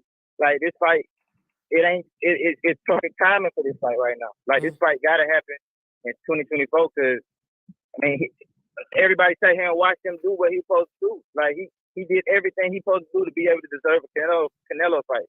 There's nobody that's supposed to get that fight before him. I mean, and if he do, I mean, somebody like Jaime Munguia fight him, that's cool because we all know that at the end of that, it's going to be like David Benavidez. It's kind of like when Tank fought Hector Garcia before he fought Ryan Garcia. Like, that's what's going to happen, bro. Like, I agree with you 100%. The fight going to happen, but I don't see Canelo being scared.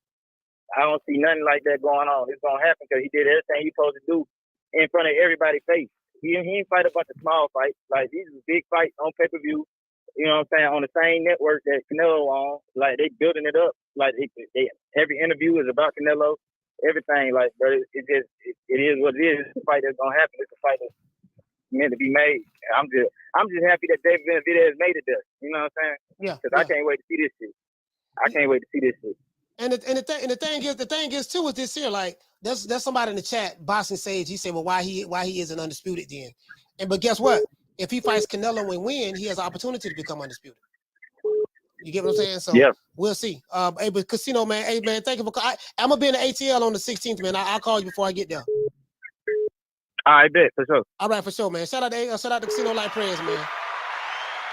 We got one more call. We have one more call. All right, caller, what's your name when you calling from? What's new, coach? It's your boy Two-Tone Superstar. Please say the superstar. Two-Tone the Superstar. Talk to me, fam. Arizona, stand up.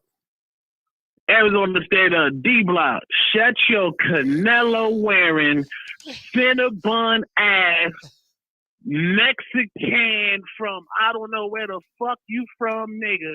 This is Phoenix, Arizona, where the essays out here get motherfucking busy, and David Benavidez is right across from that motherfucking border, nigga.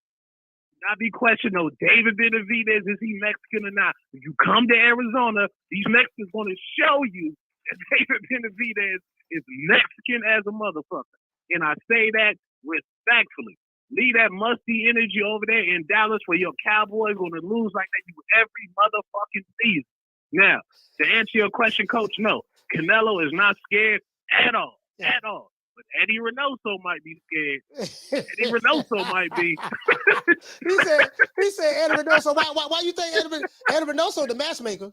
He's Canelo's matchmaker, so he looking at it like, man, Canelo, your legacy is set, which it is. Yeah. You don't need this Canelo. You don't need to save boxing. You don't need to take this punishment. Go off into the sunset, fight Jaime, fight Jamal Charlo. You ain't got to deal with this 26-year-old man from Arizona that 6'3", hand, speed, power, stamina. That's crazy.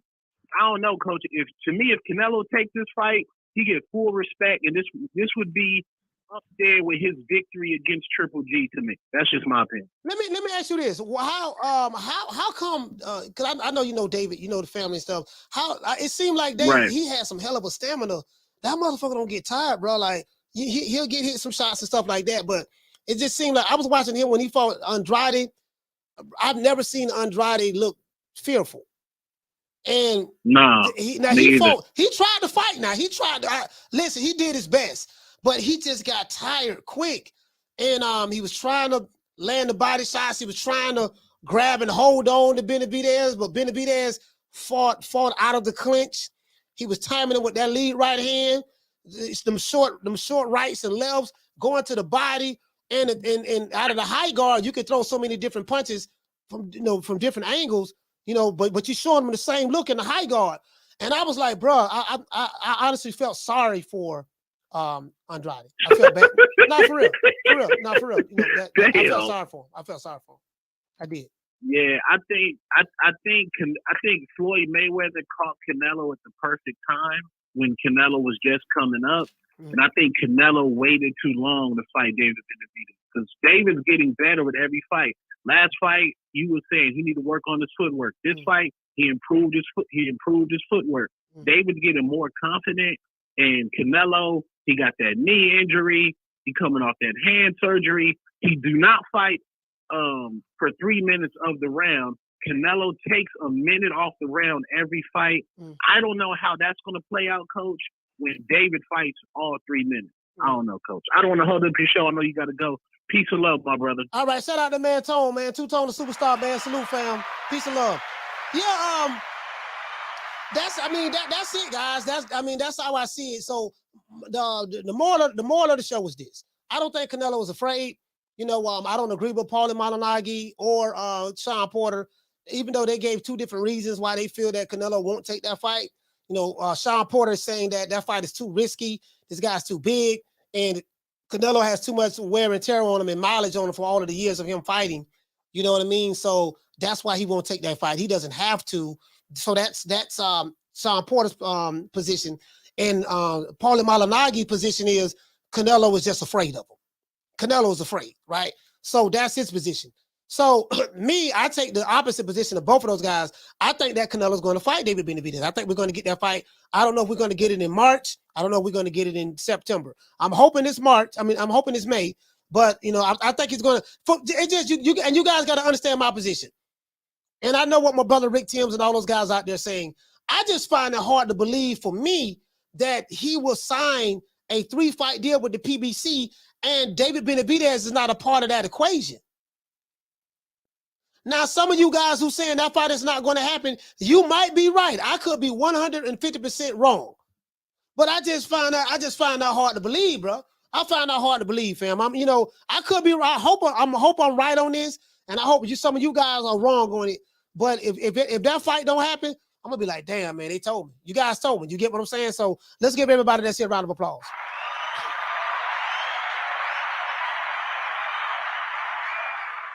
Yeah, I just find that hard. I just find that hard to believe, especially if you feel that someone like a David Benavidez's style is tailor made for Canelo, because he's a come forward fighter. Canelo was a come forward fighter. Canelo was a counterpuncher. David Benavidez is a counterpuncher. And some of you guys may feel that, hey man, Canelo, he has great lateral, upper body lateral movement, which he does.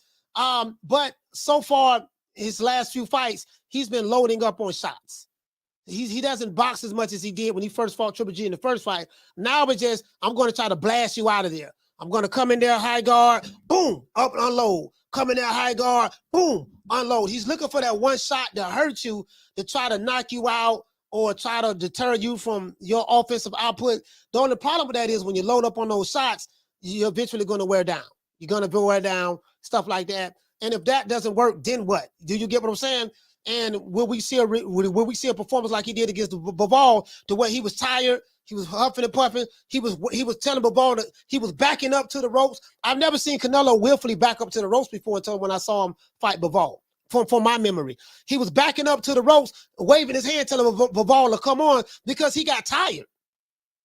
Bivol trying to keep the fight in the center of the ring. No, we're gonna stay right here in the center of the ring.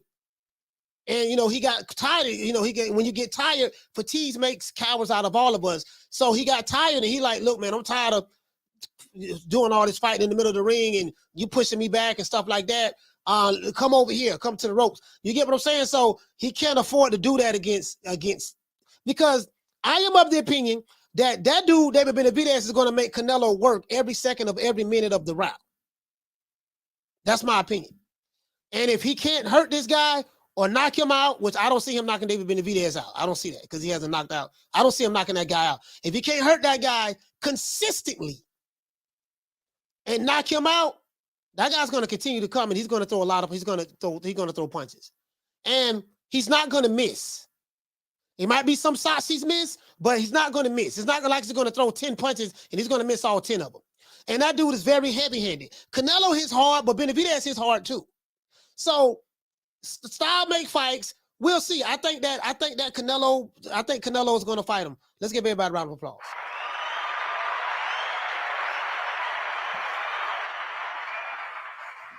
Oh, we got a lot of calls today. Shout out to Martin from Oakland. Shout out to Coach Eddie from ATL. Shout out to Juan from Saginaw, Michigan. Shout out to Yarmus from Brooklyn. Shout out to Adrian from LA. Yeah. Shout out to Jamie from New York. Shout out to Steven from New York. Shout out to Ray from Dallas, Texas. Shout out to Ron Fresh from DC. Shout out to Jay from Connecticut. Shout out to Rob from New York. Now, New York called a lot. Shout out to M1 from the BX. New York dominated the calls today. Shout out to Saul from Georgia. Shout out to Paulo from Minnesota. Shout out to $1 Trillion Dreams from Detroit, the Big D. Shout out to Sheila from the Bay Area. Yeah. Shout out to D Block from Dallas, Texas 2 times. Shout out to Sour Diesel from New Mexico. Shout out to Mike from West Texas. Texas called too a couple of times. Shout out to Ed from H-Town. Shout out to Casino Light Press from the ATL. Shout out to Two Tone the Superstar from Phoenix. And shout out to Coach Eddie from the ATL as well. Anyway, let's give a shout out to everyone who gave a super chat. We know we got to get to the super chatters and to all of the new members. Shout out to Solo Dolo. Solo Dolo had gifted 10 members, 10 people in the chat, new membership. Let's give Solo Dolo a round of applause.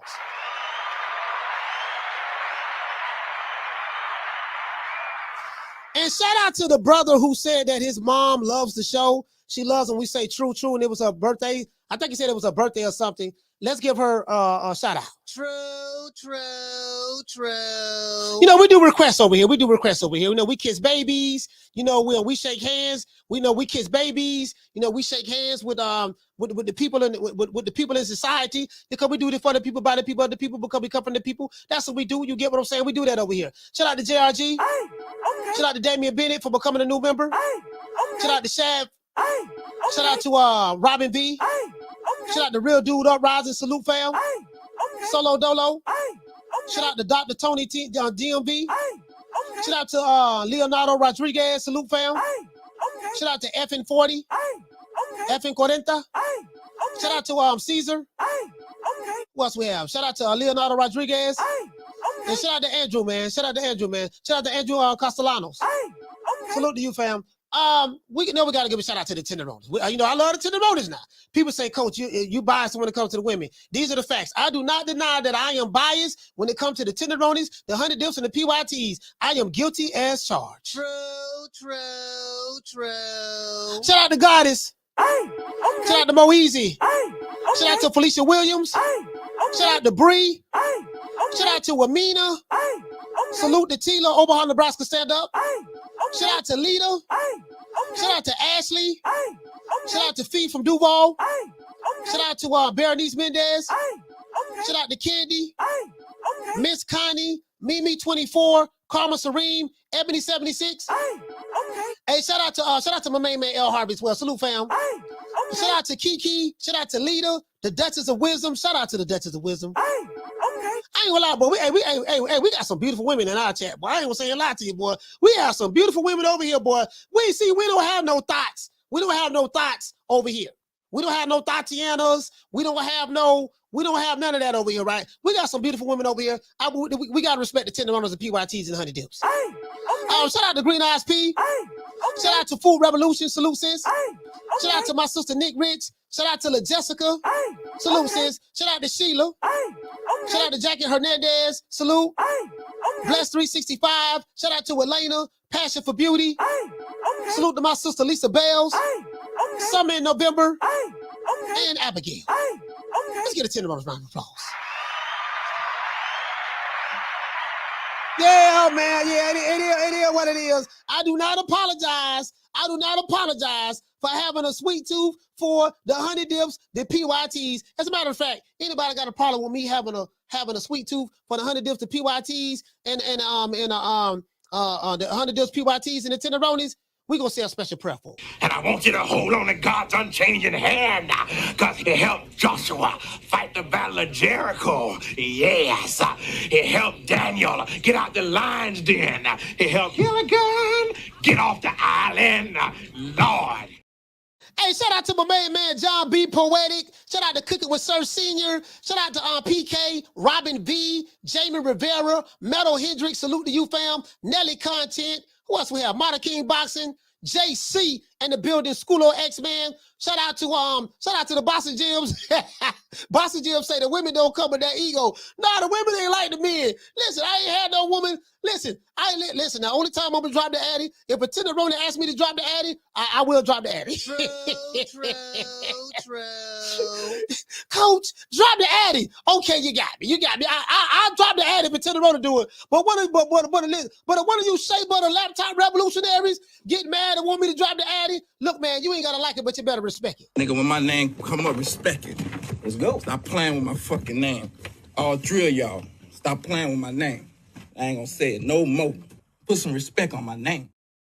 If y'all listen, we ain't finna have this war about who Mexican, who not Mexican, who FBA, who not FBA, who ADOS or who not ADOS. You know, I ain't getting into none of that. None of that has anything to do with boxing. I plead the fifth. I plead the fifth. 5, 1, 2, 3, 4, 5.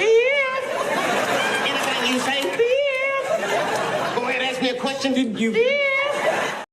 Look here, man, and shout out to all the tenderonis and PYTs and the 100 dips. Right now, if any of you sisters looking to get pregnant right now with a revolutionary, with the spirit of a revolutionary, I got somebody for you. Sister Danielle, when are we going to have a Garvey baby? Lord have mercy, Sister Danielle. You must not have heard me. Sister Danielle wants to have a Garveyite baby with King Kong Alicia. Sister Danielle, and she fine too. Look at them eyes. Sister Danielle, listen, baby. We got to build the nation first. If I give up all my testosterone, I won't have no energy to build the nation. I got to build first, okay? We must build before the back shots. We must handle the business before the back shots. It is consciousness over the cookies. It is politics over the punani. It is revolution over the romance. Sister Danielle wants to have a baby with King Kong Alicia. She fine too. Lord have mercy. Might have triplets. But Sister Danielle, stay focused, my sister. Understand, overstand, and understand that the nation building must come before the back shots. I said the nation building must come before the back shots. Brothers and sisters, we must stay focused. We must stay focused. See, I agree with Dr. Umar Johnson. The nation building must come before the back shots. So we're going to have to build the nation of boxing first, and we have to stay focused. Don't get caught up on who's Guatemalian. Don't get caught up on who's Mexican. Don't get caught up on who's black, who's Puerto Rican, and none of that. We have to stay focused. The nation building must, come before the back shots. I totally agree with that. As a matter of fact, let's dedicate this song and dance to everybody in the chat. Yeah. Oh, that look good.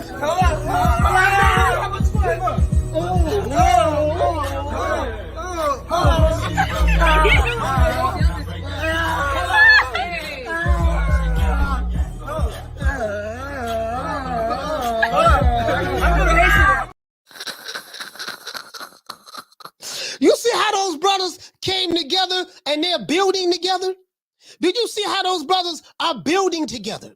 They came together with their tight jeans, listening to some music, had some honey dips, video in it, and they was enjoying themselves. Did you guys get what I'm talking about? Really though, shout out to my dog Jamel Charlo. Come fucking with me, you gonna get knocked the fuck out. I'm a knockout artist, baby. And if you got a hater, this what you tell. Let me address something to some of the haters out there about me. Y'all can kiss my ass. Twice. And shout out to all of the fighters, the Devin Haney's, the Terrence Crawfords, the Errol Spence, the Canelo Alvarez, the David Benavidez, the Demetrius Andrade, the Subriel Matias, the Puerto Rican assassin, Subriel Matias. Shout out to all of those guys who bringing it back to big time boxing. Don't ever forget, when I found you, you was strung out on coke. When I found you, you was like a big house, contemplating about killing yourself. So don't you ever forget who brought you to big time boxing. I drugged you back. I brought you back. I provided food and put food on your table for your family to eat. And I'm doing it for the second time. So don't you ever forget that. Don't you ever forget that. Before we go, we got to say all praises due to the Most High, the Most Exalted, the greatest human being on the planet Earth, Mr. Al Heyman. Well, I guess I got to be like everybody else and sing Al Heyman. I can quit my job now, baby. 6 figures, baby. You feel me? I'm about to But a name. Do you have a name? Oh, nah, I ain't got no name, Name them names, man. They know who they is. Name them names, please. The names need to be named. They know who they is. The Mexican monster. If people keep talking about you, there's nothing that you can do but continue to be you. There's nothing that I can do. Sorry, I moved my camera. There's nothing that I can do other than just be patient, let these boys keep talking that smack, and me be who I am. Damn, phone number falling. My bad. Look. There's nothing that I can do. There's nothing that I can do. You get what I'm saying? There's nothing that you can do. You get what I'm saying? Just continue to let them boys continue to talk smack. You get what I'm saying? Let them keep talking smack, and it is what it is. That's what you got to do, right? And another thing I want to say too, I want to end this on a good note. Y'all got to stay focused on doing what you have to do, right? As I said before, there are going to be people who don't believe in your vision. Whatever vision that God has given you, whether you believe in the God or not, or wherever you feel it may have come from, it's very important that you see it through. I have given up and quit on so many things in life, and I wish I wouldn't have. I didn't understand that sometimes when you're going through tough times, you have to know how to endure to the end. And sometimes struggling is a part of the process. Some of the greatest inventors that were ever born in America, some of the most successful businesses in the world that's today, a lot of these guys did not become rich and wealthy until they hit their 40s, and some of them even 50s. They didn't get to that point, and they had many failures. So failing is a part of the process, I'm telling you right now, and learn from other people's mistakes. So, and then sometimes you just got to go down that path on your own. It is what it is. Shout out to everybody in the chat. Shout out to Rick Timms, Urban Mac, Nelly Content. It is what it is. We're going to make it do what it do. And shout out to my dog, Booger Ray Leonard. And shout out to my dog, Booger Ray Leonard, man. And Floyd Money Mayweather. And to this for all you Flow Moles out there and my dog, Booger Ray. Make it last. Make it last forever. Don't let I love you.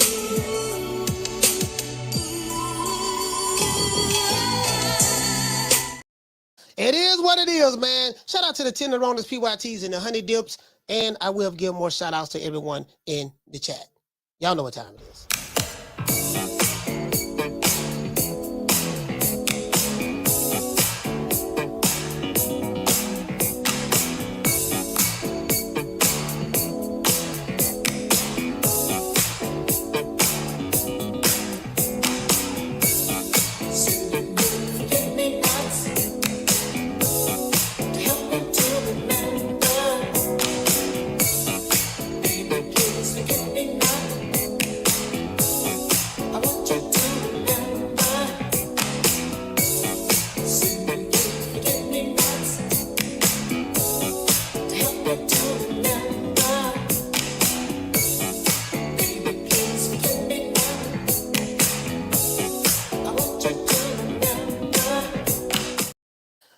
shout out to Metal Hendrix. Shout out to PD Russell. Shout out to who else we got in the building, man?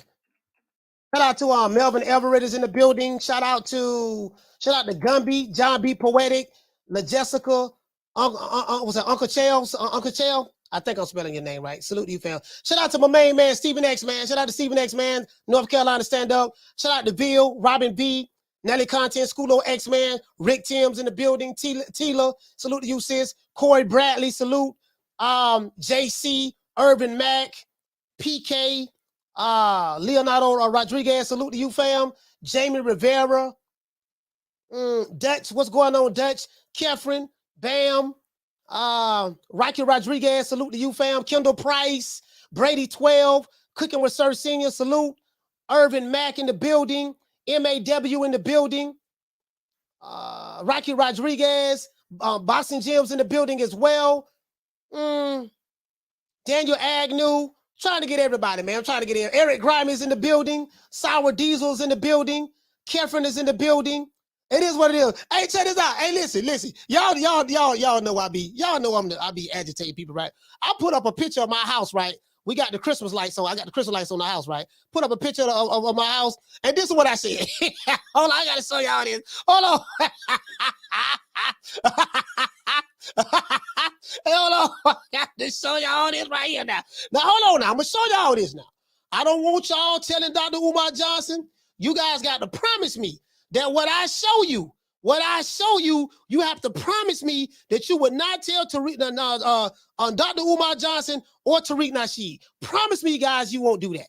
This is a military secret. Y'all got to promise me. We got a pinky swear that you're not going to tell nobody.